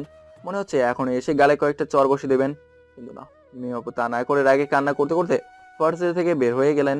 আমি তো পুরোই অবাক ওনার এমন কাণ্ড দেখে, যে কিনা আমায় কোনো মেয়ের সাথে দেখলে চর না মেরে শান্তি হয় না, সে কিনা এইভাবে কান্না করতে করতে চলে গেল। আমার মতো হয়তো ইমাও কিছুটা অবাক হয়েছে মিমাপুর এমন রিয়াকশনে। এই মিমাপু আমাদেরকে দেখে এইভাবে কান্না করতে করতে চলে গেল কেন? কি জানে। আচ্ছা বাদ দাও, এখন বাই, আমি বাসায় গেলাম, তুমিও যাও। ভাই। ইমা চলে যাওয়ার পর আমি বাসায় চলে আসলাম। বাসায় এসে রুমে গিয়ে ফ্রেশ হয়ে নিলাম, তারপর খেয়ে দিয়ে একটু ঘুমিয়ে পড়লাম। এদিকে মেয়ে আপু বাসায় গিয়ে আব্বু আম্মু বলে চিৎকার করতে লাগলো। মেয়ের চিৎকার শুনে মা বাবা দুজনে রুম থেকে বের হয়ে আসলেন। কিরে মামুনি, কি হয়েছে? এভাবে চিৎকার করছো কেন? হ্যাঁ, আর এইভাবে কান্না করছিস কেন? কেউ কি তোকে কিছু বলেছে? আমি তোমাদের কাছে আজ একটা জিনিস চাইবো, দিবা? এভাবে বলছো কেন মামুনি? ছোটবেলা থেকে আজ পর্যন্ত তুমি যা যা চেয়েছো আমরা তোমায় সব দিয়েছি। বলো আজ তোমার কি লাগবে, যে কোনো মতে সেটা তোমায় এনে দেব। তারে কথা দাও, আমি এখন যেটা চাইবো আমায় সেটাই দিবা। আচ্ছা কথা দিলাম, এখন বলো তুমি কি চাও? আমি আজকেই তামিমকে বিয়ে করতে চাই। এইটা কি বলছিস মা? হঠাৎ এইসব কথা কেন বলছিস? আমি এত কিছু শুনতে চাই না, এখন বলো আমাদের বিয়ে দিবা কিনা। যদি তামিমের সাথে আমার বিয়ে না দাও তাহলে কিন্তু আমি সুসাইড করব বলে দিলাম। মামুনি কি হয়েছে? আব্বুকে একটু বলো তো, এভাবে আজ হুট করেই বিয়ের কথা বলছো কেন? আপু, তামিম আমার সামনে অন্য মেয়েদের সাথে কথা বলে, আড্ডা দেয়। আমি নিষেধ করার পরও আজ একটা মেয়ের সাথে কথা বলেছে, যাদের থেকে আমার খুব কষ্ট লাগে। ও একদম আমার কথা শোনে না। আমায় এখন ভীষণ ভয় করছে, যদি ওকে হারিয়ে ফেলি। আপু, আমি ওকে হারাতে চাই না, প্লিজ তুমি কিছু একটা করো, প্লিজ। এভাবে কাঁদে না মামুনি। আর তামিম হয়তো ওর বন্ধু মনে করে কথা বলে, অথবা কোনো প্রয়োজনে কথা বলে। না, ও কোনো মেয়ের সাথে কথা বলতে পারবে না, প্রয়োজন হলেও না, শুধু আমার সাথে কথা বলবে। শোনো পাগলি মেয়ের কথা, ওর ক্লাসমেটের সাথে তুই প্রয়োজনে কথা বলতেই পারে। এইখানে কেন তোর সাথে কথা বলবে? বললাম না, ও কারোর সাথে কথা বলতে পারবে না, শুধু আমার সাথে বলবে। এখন বলো ওর সাথে আমার বিয়ে দিবা কি না। আরে কি বলছো এসব? এখনো তো তোমাদের পড়াশোনাই শেষ হয় নাই। এখন বিয়ে করলে তো দুজনেরই পড়াশোনায় ক্ষতি হবে। আর বললাম না, আমি এত কিছু শুনতে চাই না। তোমরা আমায় ওর সাথে বিয়ে দিবা কি না সেটা বলো, হ্যাঁ অথবা না, কোনটা? না হলে কিন্তু আমি এক্ষুনি ছুরি দিয়ে হাত কেটে ফেলবো। মামুনি এমন করে না, আমার একটা কথা শোনো আগে। না, আমি কিছু শুনবো না, হ্যাঁ অথবা না, যে কোনো একটা বলো, না হলে এক্ষুনি ছুরি হাতে চালিয়ে দিব। ও হ্যাঁ বলে দাও, আমার একটা মাত্র মেয়ে, ওর কিছু হলে আমি কি নিয়ে বাঁচবো? উনিও কাঁদো কাঁদো গলায় বললেন। মিমের বাবা পরিস্থিতি খারাপ দেখে হ্যাঁ বলে দিলেন। মিম সাথে সাথে সুইটা ফেলে দিয়ে খুশিতে বাবাকে গিয়ে জড়িয়ে ধরলো। লাভ ইউ আব্বু, তুমি অনেক ভালো। হয়েছে, আর বলতে হবে না। কাল আমরা তামিমদের বাসায় যাব, আর তোমার বিয়ের কথা পাক্কা করে আসবো। আচ্ছা। আর লজ্জা পেতে হবে না। এখন আয়, কিছু খেয়ে নে, সারাদিন ধরে তুই কিছুই খাসনি। এরপর মিমের আম্মু মিমকে খাবার খাইয়ে দিয়ে সব পরিষ্কার করে ঘরে চলে এলেন। মিমও খাবার খেয়ে নিজের রুমে এসে সেই খুশি, আর খুশিতে হালকা নাচানাচিও করছে, কারণ তার এতদিনের ইচ্ছা আজ পূরণ হতে চলেছে। তামিমকে সে একেবারে নিজের করে পেতে চলেছে। ও হ্যাঁ, আপনারা হয়তো এখন ভাবছেন যে মিমের এমন আজব কথা শুনেও কেন ওর আব্বু ওকে কিছু বলেনি, উল্টা বিয়ে দেওয়ার জন্য রাজি হয়ে গেলেন। আসলে মিমের বাবা আর তামিমের বাবা অনেক আগে থেকেই ভেবে রেখেছেন যে তাদের ছেলে মেয়ে বড় হলে একে অন্যের সাথে বিয়ে দেবেন, যাতে তাদের বন্ধুত্বটা আরও মজবুত থাকে সারা জীবন। এই কথা মিম অনেক আগে থেকেই জানে, আর যেদিন থেকে জেনেছে সেদিন থেকেই তামিমকে আস্তে আস্তে ভালোবাসতে শুরু করছে। কিন্তু এদিকে তামিম এসবের কিছু জানে না, তাই মিমের প্রতি ওর কোনো ফিলিংস নেই। এখন গল্পে আসা যাক। এদিকে আমি ঘুম থেকে উঠে দেখি বিকাল হয়ে গেছে, আর প্রাইভেট টাইমও হয়ে আছে। আজ প্রাইভেট গেলে না জানি মিম আপু আবার কি অবস্থা করেন, আবার না গেলেও তো হবে না, আম্মু এসে কত প্রশ্ন করবে। দূর, এত না হবে চলেই যাই, পরে যা হবার হবে। এরপর হাত মুখ ধুয়ে ব্যাগ নিয়ে চলে আসলাম মিম আপুদের বাসায়। বাইরে থেকে কলিং বেল চাপ দিতেই আন্টি এসে দরজা খুলে দিলেন। আরে তামিম বাবাজি যে, কেমন আছো? জি আন্টি, ভালো আছি, আপনি? হুম, ভালো। যাও, মিমোর রুমেই আছে, গিয়ে দেখো। আর দাঁড়িয়ে না থেকে সোজা মিম আপুর রুমে আসলাম। এসে দেখি উনি টেবিলে বসে বসে কি যেন ভাবছেন, আর মুসকে মুসকে হাসছেন। আমিও ধীরে ধীরে ওনার পাশে গিয়ে দাঁড়ালাম। আমার উপস্থিতি টের পেয়ে উনি আমার দিকে তাকালেন। তুমি এসেছো, আসো এখানে বসো। আমি চুপচাপ বসে পড়লাম। বুঝলাম না ওনার কাজ আজ কি হলো। ভার্সিটিতে রাগে কান্না করে চলে আসলেন, আর এখানে সে তুমি করে কি সুন্দরভাবে কথা বলছেন। কিছু তো বুঝতেছে না ওনার হাবভাব। কি হলো, চুপ করে আছো কেন? হ্যাঁ না, মানে বলছিলাম আজ আপনাকে এত খুশি খুশি লাগছে কেন? কারণ আমার এতদিনের ইচ্ছে কাল পূরণ হতে চলেছে। কি এমন ইচ্ছা যে কাল পূরণ হবে? আছে, তা এখন বলা যাবে না, কাল সময় হলেই দেখতে পারবা। তোমাকে তো কাল সারপ্রাইজ দেব, তাই আজ কিছু বলবো না জান। কিছু বললাম না, শুধু ভাবতে লাগলাম কি এমন আছে যা আজ বলা যাবে না। এখন বই বের করো, আর হ্যাঁ, আজ বেশি পড়াবো না, তাড়াতাড়ি ছুটি দিয়ে দিব। কিছু বললাম না, ওনার কথা মতো বই বের করে দিলাম। তারপর উনি আমায় পড়াতে শুরু করলেন। প্রায় আধা ঘন্টা পড়ানোর পর আমায় চলে যেতে বললেন। আমিও আর কথা না বাড়িয়ে ব্যাগ গুছিয়ে বাসায় চলে আসলাম। বুঝলাম না আজ মিমাপুর কি এমন হয়েছে যার জন্য এত খুশি খুশি লাগছে ওনাকে। দূর, আমি এইসব কেন ভাবতে যাচ্ছি, ওনার বিষয় ওনার যা ভালো লাগে করুক, আমার কি। এরপর বাসায় এসে রুমে গিয়ে বিছানায় বসে পড়লাম।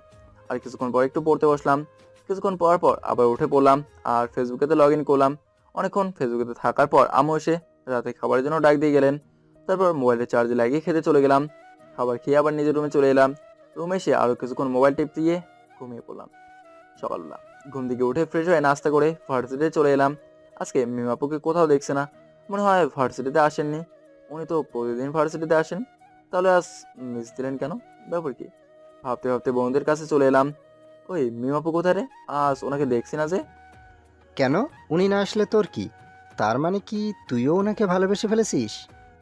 তোর আমি এটা কখন বললাম? প্রতিদিন তো আসেন, আজ দেখছি না তাই জিজ্ঞেস করলাম। আমরাও দেখিনি, মনে হয় আজ আসেনি নাই। এভাবে ওদের সাথে আরও কিছুক্ষণ কথা বলার পর ক্লাসে চলে আসলাম। ক্লাসে এসে সব করে ক্লাস শেষ করে বাসায় চলে আসলাম। আজ ইমাকেও ভার্সিটিতে দেখিনি, নাহলে নিশ্চয়ই জোর করে ওর সাথে মার্কেটে নিয়ে যেত।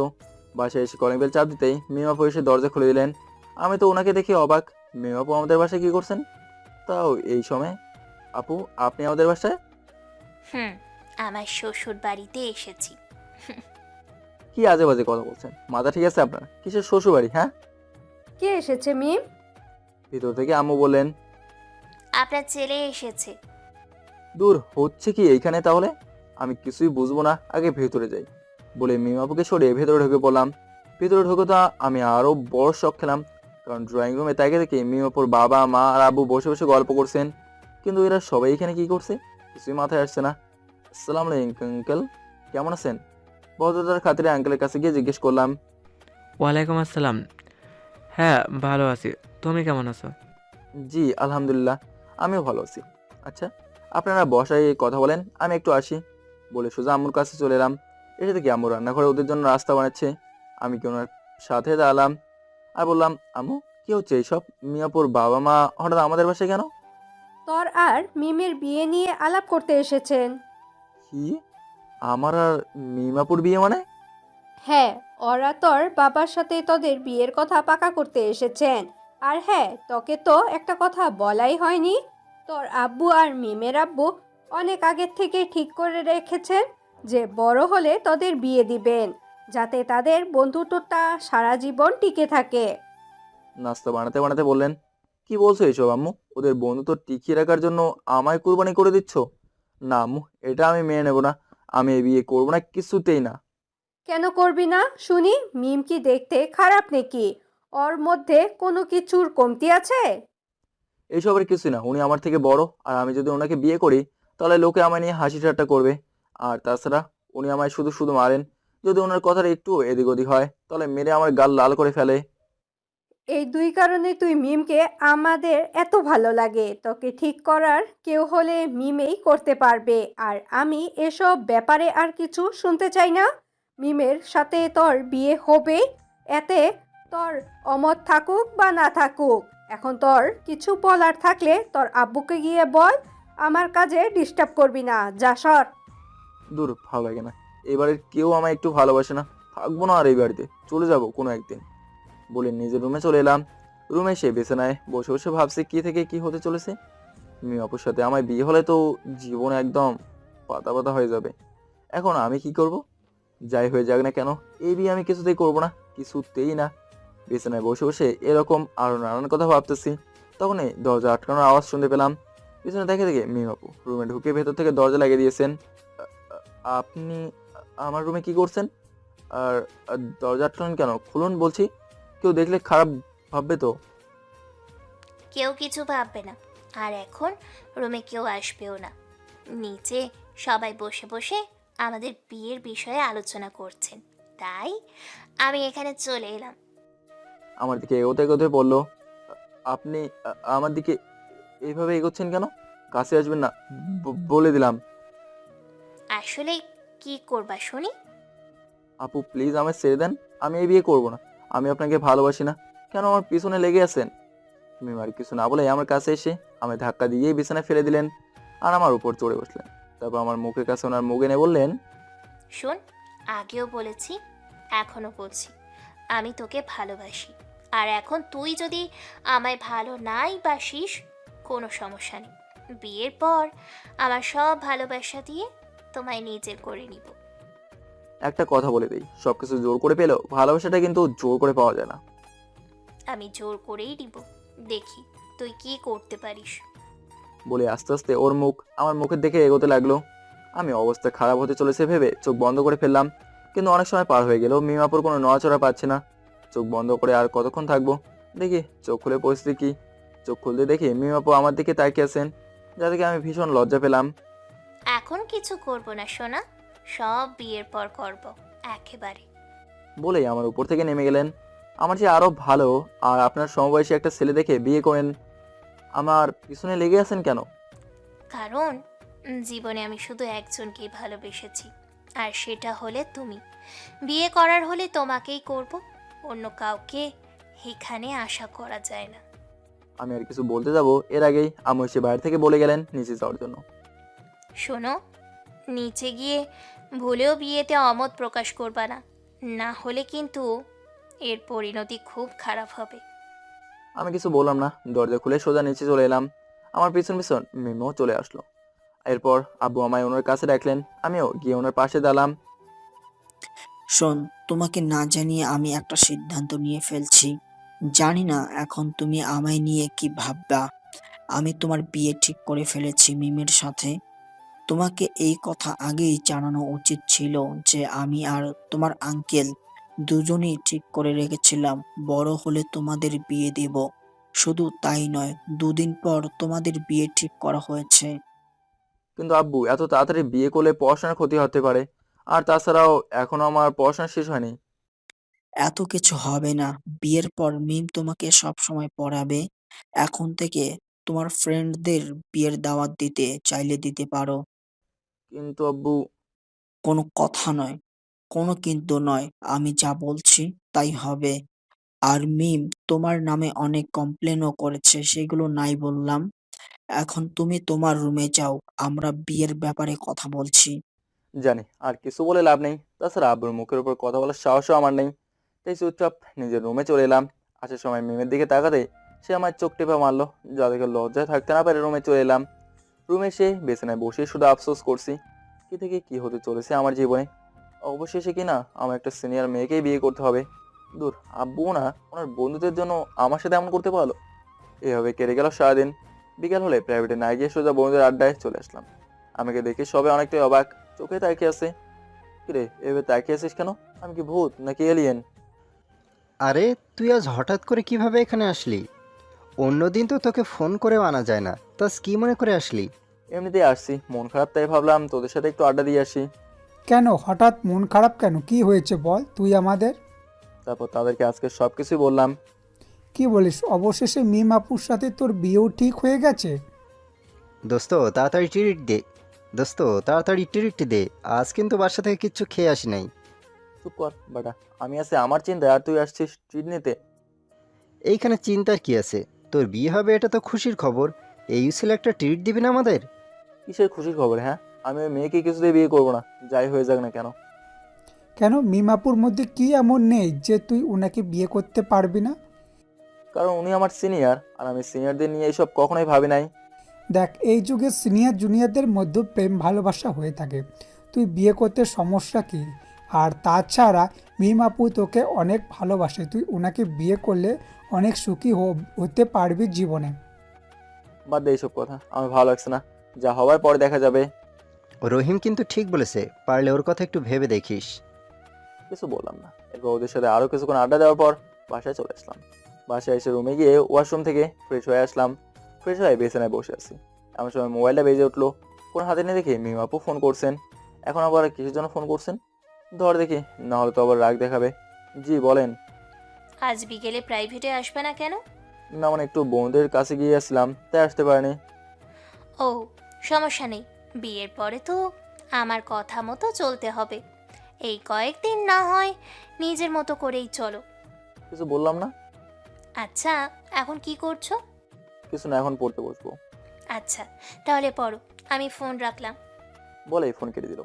কি মেয়ের বাবা, বিয়ের আগে বলে ফেলেছে বিয়ের পর ওর কথা মতো চলতে হবে। না জানি বিয়ে করলে আমার কি অবস্থা করে। তারপর কিছুক্ষণ পড়াশোনা করে খেয়ে ঘুমিয়ে পড়লাম, কারণ আজ ভীষণ মন খারাপ, কিছু ভালো লাগছে না। এভাবে কেটে গেল কয়েকদিন। এই কয়েকদিনে মিমাপুর কাছে পড়তে জানে, আম্মু না করছেন, একেবারে বিয়ের পর পড়বো বলে দিয়েছেন। শুধু ভার্সিটিতে গেলে মিমাপুর সাথে দেখা হয়, আর উনি নিচ থেকে এসে কথা বলেন। এদিকে ইমো এখন আমার খুব ভালো বন্ধু হয়ে উঠেছে, আমার অনেক কাজে প্রায় সে হেল্প করে, আমিও তাকে হেল্প করি। এভাবে কাটছে আমার দিনকাল। আজ আমার বিয়ে মিমের সাথে, অনেক চেষ্টা করেও বিয়েটা আটকাতে পারলাম না। সকাল থেকে বাসায় লোকজন ভর্তি, একটু বসার জায়গা নেই কোথাও। এদিকে আমার বন্ধুরা অনেক আগেই এসে গেছে, আর আমায় নিয়ে বিয়ের খুশিতে মেতে উঠছে। কিন্তু আমার মনে বিয়ের জন্য একটু ফিলিংস হচ্ছে না, কারণ মিমাপুকে আমি কখনোই মেনে নেব না, যাই হোক না কেন। একটু পর আম্মু রুমে এসে একটা শেরওয়ানি আমার হাতে দিয়ে পড়তে বললেন। ইচ্ছা না থাকা সত্ত্বেও বন্ধুদের জোড়াজোড়িতে শেরওয়ানিটা পড়তেই হলো। এদিকে লোকজন যারা এসেছে, কেউ আমার কাজিন, কেউ বাবার বন্ধু, এই সেই। কিছুক্ষণের মধ্যে ডাক পড়ে আমার বিয়ে নিয়ে নিচে যেতে। ভালো করে বিয়ের সাজে সেজে বন্ধুদের সাথে নিচে গেলাম। গিয়ে দেখি সেইখানে কাজী বসে আছেন, পাশেই মেমকে বসানো হয়েছে। এরপর বন্ধুরা আমায় ধরে নিয়ে মিমের পাশে বসে দিল। কাজী বিয়ে পড়ানো শুরু করে দিলেন। প্রথমে মিমকে কবুল বলতে বললেন, সাথে সাথে সে কবুল বলে ফেললো। এরপর কাজী আমায় কবুল বলতে বললো। আমি শুধু হাবার মতো একবার আম্মুর দিকে আরেকবার আব্বুর দিকে তাকাতে লাগলাম, কারণ কবুল বলতে তখন কেমন যেন নার্ভাস ফিল হচ্ছে। আমার এইভাবে তাকানো দেখে আব্বু ধমক দিয়ে বললেন, এইভাবে তাকিয়ে না থেকে তাড়াতাড়ি কবুল বল।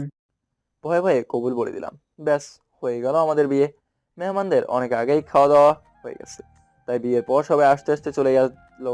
এদিকে আমার কাজিনরা মিমকে নিয়ে আমার রুমে চলে আসলো, আর আমার বন্ধুরা আমার নিয়ে সাথে চলে আসলো। কিরে, আজ তোর বিয়ে আর তুই এভাবে মন মরা হয়ে বসে আছিস, এটা কেমন দেখায়? হেই, কই আমাদের সাথে আড্ডা দিবি, মজা করবি, তা না তুই উল্টা মন খারাপ করে বসে আছিস। দেখ, তোরা তো অবশ্যই জানিস আমার মন খারাপের কারণ।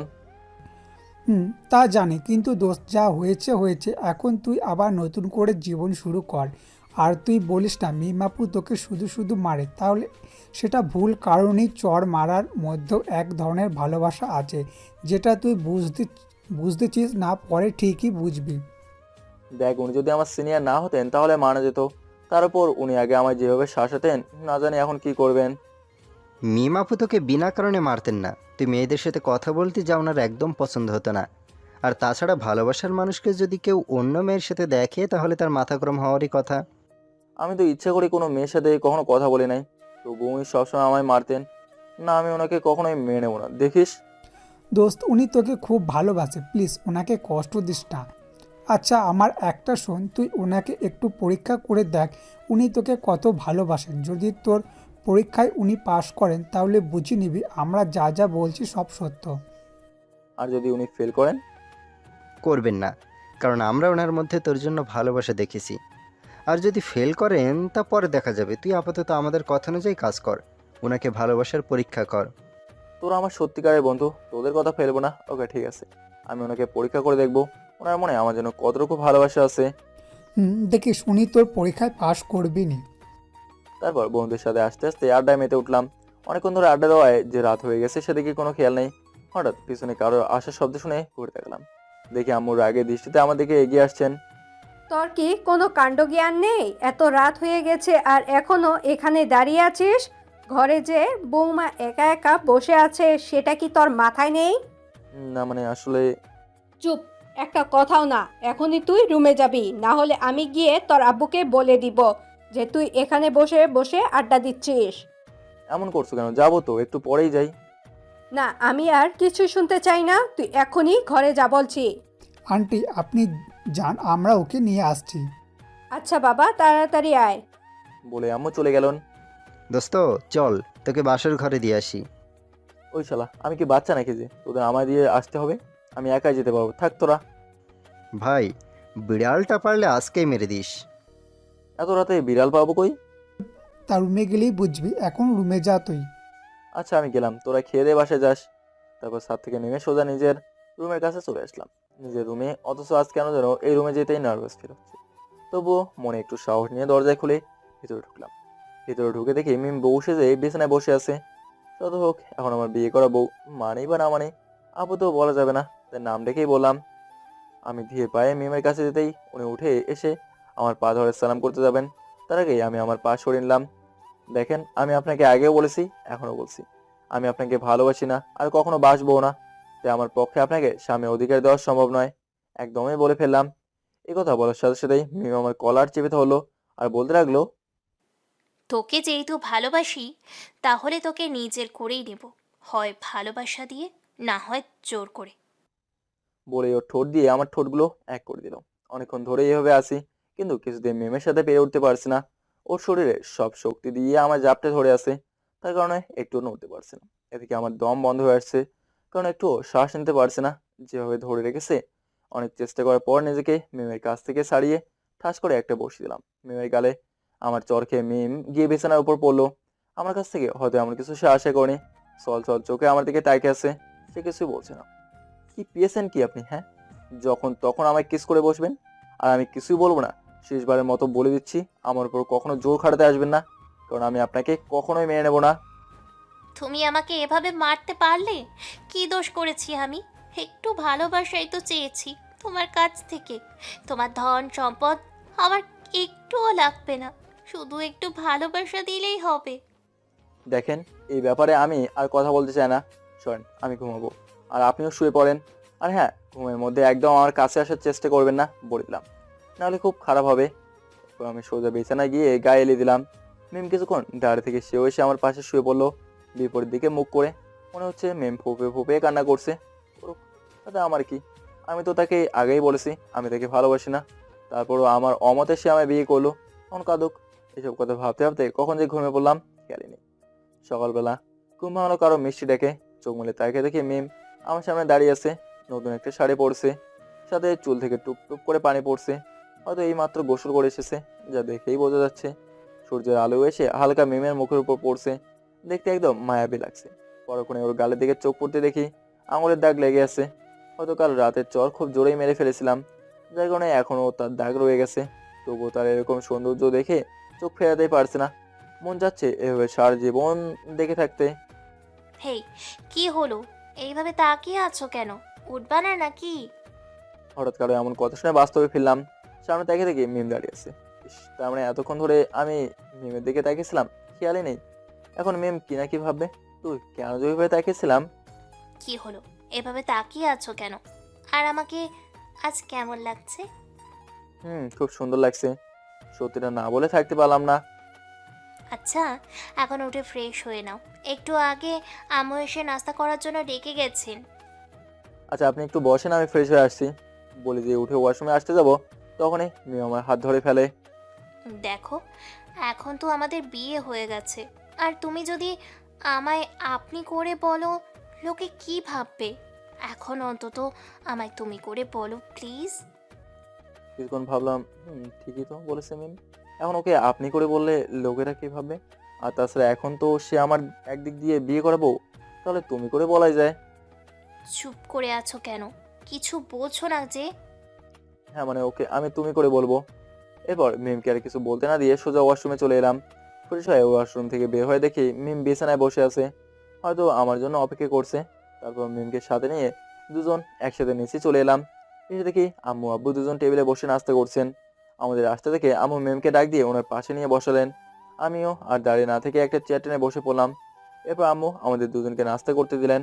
নাস্তা করা শেষ হলে আবার রুমে চলে এলাম, আর মিম আম্মুর সাথে রান্নাঘরে চলে গেল। রুমে এসে ভাবছি, এখন তো এইভাবে ঘরে বসে থেকে আমায় কাটানো যাবে না। এর চেয়ে ভালো ভার্সিটিতেই চলে যাই, তাহলে সময় কেটে যাবে। যে ভাবা সেই কাজ। ভার্সিটি যাওয়ার জন্য রেডি হতে লাগলাম। রেডি হচ্ছি আমার সময় মিম রুমে আসলো, আর আমাকে এভাবে দেখে জিজ্ঞেস করলো, তুমি কি কোথাও বের হচ্ছ নাকি? ঘরে বসে ভালো লাগছে না, তাই ভাবলাম একটু ভার্সিটিতে গিয়ে আসি। সময়টাও কেটে গেল, মনটাও ভালো হয়ে গেল। তুমি যাবে যখন, আমিও তোমার সাথে যাব। 5 মিনিট দাঁড়াও, আমি রেডি হয়ে আসছি। দেখ, আমি কি ক্লাস নাও করতে পারি, তাই আমার সাথে অযথা গিয়ে লাভ নেই। তুমি বরং আজ বাসে থাকো, কাল দুজন একসাথে যাবো। আচ্ছা, তাহলে ঠিক আছে, কিন্তু তাড়াতাড়ি বাসায় ফিরবা কিন্তু। আচ্ছা। এরপর রেডি হয়ে ব্যাগ নিয়ে সোজা বাসা থেকে বের হয়ে আসলাম। আসার সময় আম্মু অবশ্য অনেকবার যেতে বারণ করছেন, কিন্তু আমি বলে আসছি একটা জরুরি কাজ আছে, তাই যেতে হবে। প্রায় 15 মিনিট পর ভার্সিটিতে এসে পৌঁছলাম। এসে দেখি সব বন্ধুরা বট গাছের নিচে বসে বসে আড্ডা দিচ্ছে। আমি গিয়ে ওদের সামনে দাঁড়ালাম। আমাকে দেখে ওরা যেন ভূত দেখার মতো চমকে উঠলো। রে, সবাই আমার দিকে এইভাবে তাকিয়ে আছিস কেন? দেখছি তুই ওই পৃথিবীর প্রথম পুরুষ যে কি না গতকাল বিয়ে হয়েছে আর আজ কি না ভার্সিটি চলে এসেছিস। দোস্ত, ব্যাপার কি বলতো, আজ তুই কি মনে করে ভার্সিটি এলি? আরে এমনি ঘরে বসে ভালো লাগছিল না, তাই ভাবলাম ভার্সিটিতে চলে যাই, তাই চলে আসলাম। আরে কেমন মানুষ তুই? নতুন বিয়ে করেছিস, কই বউয়ের সাথে একটু মজা করবি, তা না তুই এইখানে চলে এসেছিস। আচ্ছা দোস্ত, গতকাল রাতে কি একটু বেশি করে ফেলেছিস? ওই কি আবল তাবল বলছিস? আমাদের মধ্যে তেমন কিছু হয়নি। আর আমি মিমকে বাসরাতেই বলে দিয়েছি আমি তাকে কখনো মেনে নেবো না। কি বলছিস এসব? তা মিম আপু তখন কি বলেছিল? কি আর বলবো, বললো তোমার ধন সম্পদ আমার কিছুই চাই না, শুধু একটু ভালোবাসা চাই, ইত্যাদি ইত্যাদি। আপু তোকে সত্যি ভালোবাসে রে, তাছাড়া এমন কথা বলতো না। প্লিজ তুই আপুকে মেনে নে, এভাবে আর কষ্ট দিস না। যদি মেনেই নিতে হয় তাহলে আমি ওকে আগে পরীক্ষা করব, দেখবো ও আমায় কতটুকু ভালোবাসে। এখন চল ক্লাসে যাই, স্যার আসার টাইম হয়ে গেছে। চল। তারপর বন্ধুর সাথে নিয়ে ক্লাসে চলে আসলাম। কিছুক্ষণ পর স্যারও ক্লাসে চলে আসলেন, আর ক্লাস করাতে লাগলেন। দেখতে দেখতে সব কটা ক্লাস শেষ করে বন্ধুদের নিয়ে বাইরে চলে আসলাম। বন্ধুদের নিয়ে হাঁটছি এমন সময় পেছন থেকেই কে যেন আমায় ডাক দিল। তাকে দেখে ইমা আমার দিকে আসছে। তামিম, তোমার সাথে আমার কিছু কথা আছে। কি কথা বল? এইখানে না, ভার্সিটির পেছনে চলো, খুব পার্সোনাল কথা আছে। কি এমন কথা যায় এখানে বলা যাবে না? আরে আগে তুমি চলো তো, তারপর বুঝতে পারবা। আরে গিয়েই দেখ না কি বলে। আচ্ছা তাহলে তোরা থাক, আমি শুনে আসি। এরপর ইমার সাথে ভার্সিটির পেছনে একটা ফাঁকা জায়গায় চলে আসলাম, যেখানে কেউ বেশি আসে না, একদম নির্জন জায়গা। দুজনে এসে চুপ করে দাঁড়িয়ে আছি, কেউ কোনো কথা বলছে না। নীরবতা ভেঙে আমি বললাম, এভাবে চুপ করে আছিস কেন? কি যেন বলতে চাইছিলে, বলো। দেখো, কথাটা তুমি কিভাবে নিবা জানি না, কিন্তু পরে আমায় ভুল ভাবতে পারবে না, কথা দাও। আচ্ছা ঠিক আছে, কথা দিলাম। এখন বল কি বলার জন্য এখানে আসলে না? আসলে আমি তোমাকে ভালোবাসি, শুধু তাই নয়, অনেক আগে থেকেই তোমায় ভালোবেসে এসেছি, কিন্তু এতদিন বলতে পারিনি, আর তাছাড়া বলার মতো একটা পরিস্থিতিও পাইনি। মিমাপুর হাব সাব দেখে আমার কেমন যেন লাগছে, তাই আগে থেকেই তোমার ভালোবাসার কথা বলে দিলাম। ইমার কথা শুনে তো আমি অবাক। বলে কি মেয়ে আমাকে নাকি ভালোবাসে? দেখো ইমা, তোমার সাথে এতদিন চলাফেরা করে এসেছি, যা দেখে বোঝা গেছে তুমি একটা ভালো পরিবারের মেয়ে, কিন্তু তুমি অনেক দেরি করে ফেলেছো। কারণ আমি এখন বিবাহিত, গতকাল আমার বিয়ে হয়ে গেছে, তাও মিমের সাথে। উনি আমায় ভালোবাসেন, তাই দুই পরিবার মিলে আমাদের বিয়ে দিয়ে দেন। ইমা আমার কথা শুনে কান্নায় ভেঙে পড়লো, কিছু বলছে না। মনে হয় খুব আঘাত পেয়েছে আমার কথায়, কিন্তু কিছু করার নেই, সবই পরিস্থিতির শিকার। তুমিও কি মিমা আপুকে আগে থেকেই ভালোবাসতে? ওনার জন্য আমার মনে তেমন কোনো ফিলিংস নেই, আর তাছাড়া উনি আমার সিনিয়র, ওনাকে আমি এখনো মেনে নিতে পারছি না। তার মানে তোমাকে মিমা আপুর সাথে জোর করে বিয়ে দেওয়া হয়েছে? কিছুটা এরকমই। তাহলে চলো আমরা দুজন পালিয়ে কোথাও বিয়ে করে ফেলি। বিশ্বাস করো আমি তোমাকে ভীষণ ভালোবাসি, তোমাকে আমি হারাতে চাই না। কথাগুলো বলে আচমকা সে আমায় এসে জড়িয়ে ধরলো। মন চাচ্ছিল তাকে আপন করে নিতে, কিন্তু পারছি না মিমের কারণে। দেখি মা, শত হোক আমি এখন বিবাহিত, আমার ঘরে একটা বউ আছে। ঘরে বউ রেখে বাইরের মেয়ের সাথে কিভাবে নষ্টামি করবো বল, নিজেকে ওর কাছ থেকে ছাড়ে নিয়ে। তুমি তো ওনাকে মেনে নেবে না, তাহলে আমাকে বিয়ে করতে সমস্যা কোথায়? দেখো, আমি এই ব্যাপারে আর কিছু বলতে চাই না, প্লিজ তুমি এই সব পাগলামি বাদ দাও। আর হ্যাঁ, তুমি আমার চেয়ে আরো ভালো ছেলে পাবে, আমার কথা মন থেকে বাদ দাও। আমি গেলাম, ভালো থেকো। বলে চলে আসতে যাব, তখন ইমা বলল, তোকে যখন ভালোবেসেছি তাহলে তোকে বিয়েই করব, যাই হোক না কেন। আমার কাউকে চাই না, শুধু তোকেই চাই। আর আমি তোকে পেয়েই দেখাবো, এটা ইমা চৌধুরীর চ্যালেঞ্জ। ওর কথায় কান্না দিয়ে বোনদের কাছে চলে আসলাম। কি রে ইমা, তোকে কি বললো? আরে তেমন কিছু না, এমনি পড়াশোনার ব্যাপারে কিছু টিপস নিল। পড়াশোনার ব্যাপারে টিপস নিতে এত সময় লাগে না, আর আজ পর্যন্ত কেউ তোকে পড়াশোনার ব্যাপারে কিছু জিজ্ঞেসই করলো না, আরও টিপস চেয়ে বসলো। সত্যি করে বল আমাদের, ওর সাথে তোর কি কথা হয়েছে? বুঝেছি, ধরা খেয়ে গেছি, এখন সত্যি বলা না ছাড়া আর কোনো উপায় নেই। আচ্ছা তাহলে শোন। তারপর তাদেরকে সব বলে দিলাম। কি বলিস ইমা, তোকে ভালোবাসে আর বিয়ে করার চ্যালেঞ্জও করেছে? তুই বলিস না যে তোর বিয়ে হয়ে গেছে? আরে বলেছি, তারপরও ও পাগল হয়ে আছে। তাহলে এখন কি হবে? যা হবার হবে, এসব পরে দেখা যাবে, এখন বাসায় চল, ভালো লাগছে না। আচ্ছা চল। তারপর সবাই যার যার বাসায় চলে আসলাম।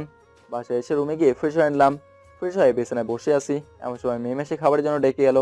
আমি উঠে সোজা নিচে চলে আসলাম, এসে একটা চেয়ার টেনে বসে পড়লাম আর খেতে শুরু করলাম। আমার সাথে মিমকেও বসতে বললেন। মিমও এসে বসে পড়লো। খাওয়া শেষ হলে আবার নিজের রুমে চলে আসলাম। রুমে এসে একটু ঘুমিয়ে পড়লাম। বিকেলবেলা আবার ঘুম ভাঙলো মিমের ডাকে। ফোন হাতে নিয়ে দেখে 6টা বেজে গেছে, তাই তাড়াতাড়ি করে উঠে পড়লাম। এরপর ফ্রেশ হয়ে একটু পড়তে বসলাম। অবশ্য পড়ার ইচ্ছে ছিল না, কিন্তু মিম রাগ দেখিয়ে পড়তে বসালো। দেখতে দেখতে প্রায় রাত হয়ে গেল। আমি সে রাতের খাবারের জন্য ডাক দিয়ে গেলেন। এরপর পড়া থেকে উঠে দুজনে খেতে চলে গেলাম। খাবার খাচ্ছি, আমার সঙ্গে আব্বু বলে উঠলেন, তুমি এখন থেকে একটু আমাদের ফ্যাক্টরিতে গিয়ে সময় দিও তো। আমার তো সকালবেলা ভার্সিটিতে যেতে হয়, তাহলে সময় দেবো কখন? ভার্সিটি থেকে এসে খাওয়া দাওয়া করে ফ্যাক্টরিতে চলে আসবা। আমি বাসায় এসে খাবারটা খেয়ে আবার ফ্যাক্টরিতে চলে আসব, তখন তুমি চলে আসবা বাসায়। আচ্ছা, আমি তাহলে কাল থেকে যাব। আর কথা না বাড়িয়ে খাবারটা খেয়ে সোজা নিজের রুমে চলে আসলাম। মেয়ে কিছুক্ষণ আম্মুকে সবকিছু পরিষ্কার করে হেল্প করে আবার রুমে চলে আসলো। এসে থেকে আমি মোবাইল টিপছি, কোনো কথা না বলে আমার পাশে এসে বসলো। কি হলো, ঘুমাবা না? একটু পর তুমি ঘুমিয়ে পড়ো। মোবাইলের দিকে তাকিয়ে বললাম, না, তুমি এক্ষুনি ঘুমাবা, তাও আমার সাথে। জানি কথা বলে পারবো না, তাই মোবাইলটা রেখে একপাশে ফিরে শুয়ে পড়লাম। কিন্তু চোখ লাগার কিছুক্ষণ পরেই কে যেন আমার পিছন থেকে টান মেরে বসলো আর বুকের উপর শুয়ে পড়লো। মা, এ তো দেখছি মিম। এই কি করছো? হ্যাঁ, তুমি আমার উপর শুয়েছো কেন?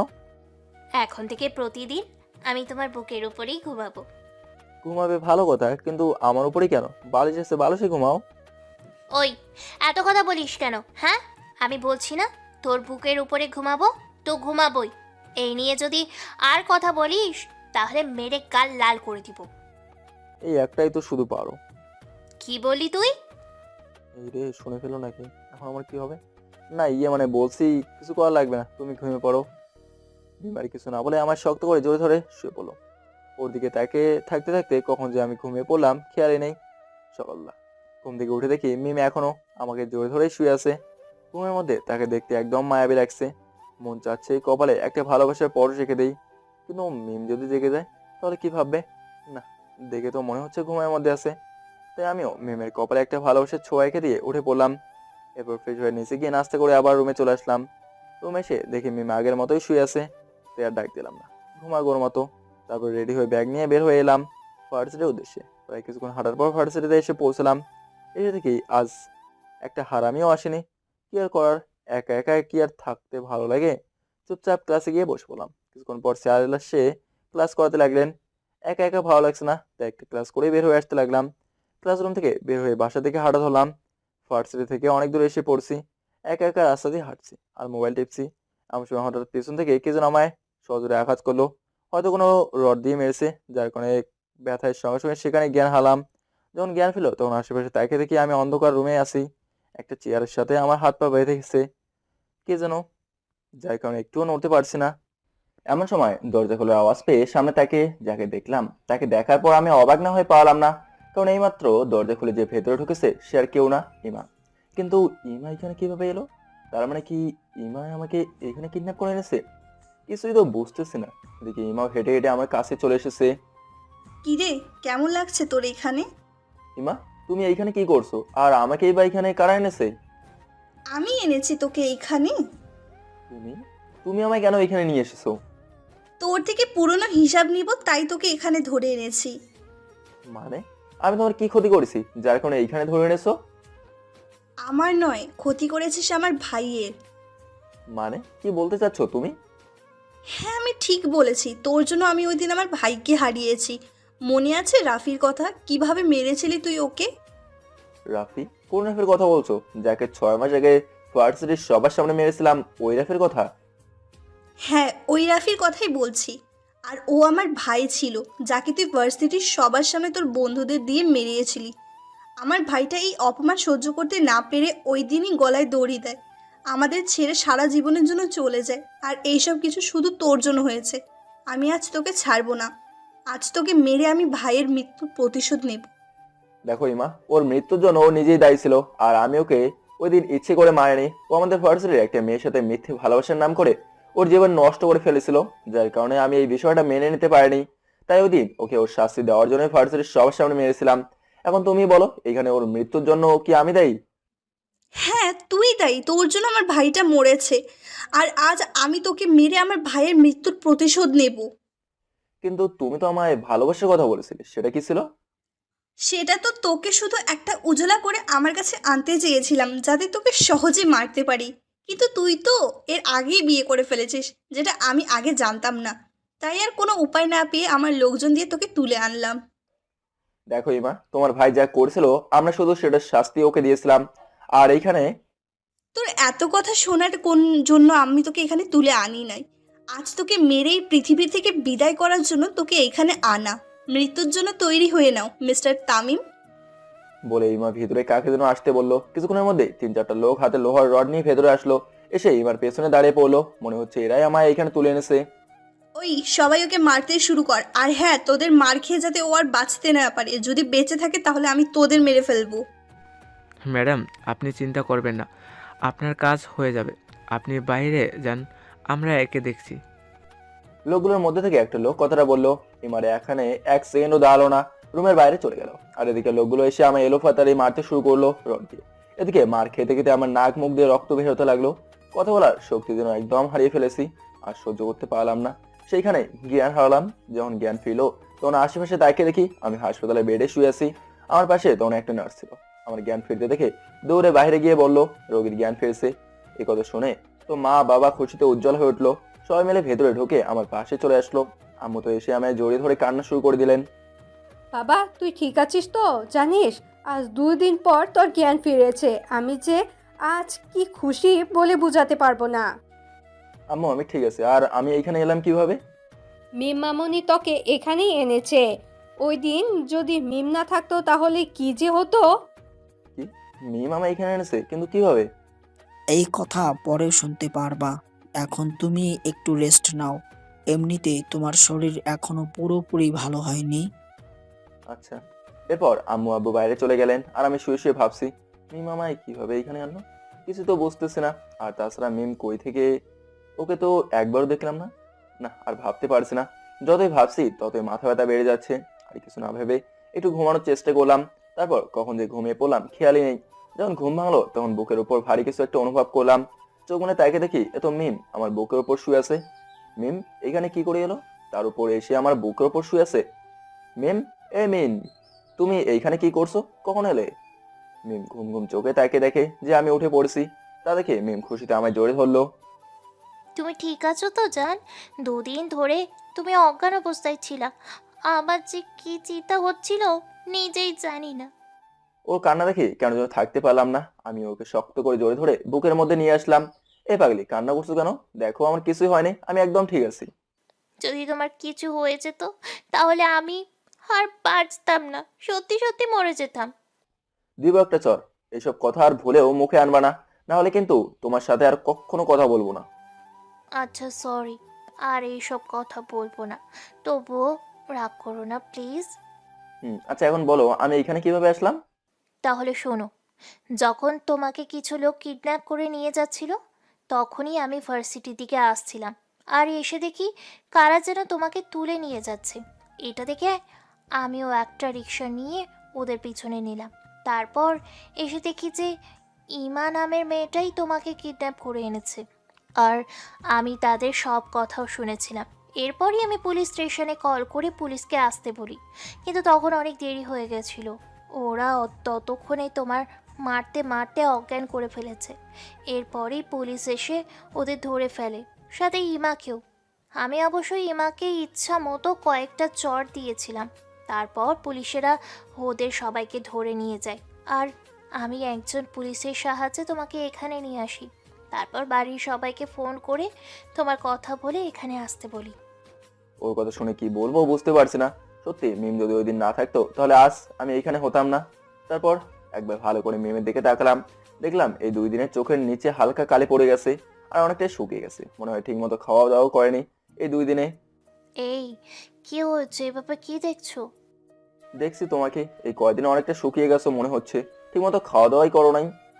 হ্যাঁ, তোকে এখানে আনার পর থেকে মেয়েটা একেবারের জন্য চোখ লাগাই নেই। আর একবেলা ঠিক মতন খেয়েছে বলেও মনে হয় না। নে ধর, তোদের জন্য খাবার নিয়ে এসেছি, দুজন মিলে খেয়ে নে। আর হ্যাঁ, মিম মামনি, খাওয়া শেষ হলে তামিমকে এই ওষুধগুলো খাইয়ে দিও তো। আচ্ছা আম্মু। আচ্ছা তাহলে আমি এখন গেলাম, তোরা খেয়ে নে। বলে আম্মু চলে গেলেন। তুমি আমার জন্য এত কষ্ট করছো, আর আমি কিনা দিনের পর দিন তোমার ভালোবাসার অবহেলা করেছি। এইসব কথা এখন বাদ দাও তো, আর খাবারগুলো খেয়ে নাও। এরপর মিম আমায় ওর নিজের হাতে খাবার খাইয়ে দিল, আমিও মিমকে আমার হাতে খাইয়ে দিলাম। খাবার শেষ হলে মিম আমায় কিছু ওষুধ খাইয়ে দিয়ে প্লেট নিয়ে বাইরে চলে গেল। আর আমি শুয়ে শুয়ে ভাবতে লাগলাম, কি ভুলটাই না করেছো এতদিন। যে মেয়ে আমাকে পাগলের মতো ভালোবাসি, তাকেই কিনা আমি এতদিন অবহেলা করে এসেছিলাম। না, অনেক হয়েছে, আমি বুঝে গেছি মিম আমাকে সত্যি মন থেকে ভালোবাসে। আমি ওকে এখন থেকে আমার সবটুকু দিয়ে ভালোবাসবো, ওকে তেল পরিমাণও কষ্ট দেবো না, যাই হোক না কেন। এইভাবে আরো 2 দিন হাসপাতালে থাকার পর ডক্টরের কাছ থেকে রিলিজ নিয়ে বাসায় চলে আসলাম। এই 2 দিনে মিম সবসময় আমার পাশে ছিল, একটু সময়ের জন্য আমায় ছেড়ে কোথাও যায়নি। এই কদিনে যেন মিমকে আমিও মন থেকে ভালোবেসে ফেলেছি। বন্ধুরা অবশ্য আমার এমন অবস্থার কথা শুনে রিলিজ নেওয়ার আগের দিন এসে দেখে গেছিল। বাসায় এসে আরো কয়েকদিন লেগে গেল ভালোভাবে সুস্থ হতে। ওরা যেরকম ভাবে মেরেছিল তাতে হাঁটতে প্রথম প্রথম একটু সমস্যা হলেও এখন ঠিকমতো হাঁটতে পারি। তো রাতে সবাই মিলে খাওয়া দাওয়া শেষ করে যার যার রুমে চলে আসলাম। রুমে এসে একা একা বসে আছি, কিন্তু মেমে আসার নামগন্ধই নেই। প্রায় কিছুক্ষণ পর মহারানী এসে রুমে ঢুকলেন, আর এসে আমার পাশে বসে পড়লেন। কি হলো, এভাবে বসে আছো কেন? ঘুমাবে না? তবে তার আগে তোমায় আমি কিছু কথা বলতে চাই। কি কথা বলো। মিম, আমি এতদিন যা যা করছি সবকিছুর জন্য আমি অনুতপ্ত, সত্যি। প্লিজ আমায় মাফ করে দাও। আমি সত্যি এতদিন ধরে তোমার ভালোবাসাটা বুঝতে পারিনি। আমায় কি আরেকটা সুযোগ দিবা তোমার মনের মতো হয়ে উঠতে? এইভাবে বলছো কেন? তুমি যে তোমার ভুল বুঝতে পেরেছো এটাই যথেষ্ট। আর হ্যাঁ, সুযোগ পেতে হলে আগে আমার 2টা কথা মানতে হবে। পারবা? পারবো ইনশাল্লাহ। বলে আমায় কি করতে হবে? আগে আমায় কথা দাও, আমার কথাগুলো ফেলতে পারবে না। আচ্ছা মহারানী, কথা দিলাম। এখন বলো আমায় কি কি করতে হবে। উম, এখন আগে আমরা ছাদে গিয়ে চাঁদ দেখব, তারপর এসে বলবো। আচ্ছা মহারানী, যেটা আপনি বলেন, তাহলে এখন চলেন। চলেন মানে? আমাকে কোলে নিয়ে যেতে হবে, না হলে আমি যাব না। আচ্ছা বাবা, রাগ করতে হবে না, নিচ্ছি। বলে মিমকে কোলে তুলে নিলাম।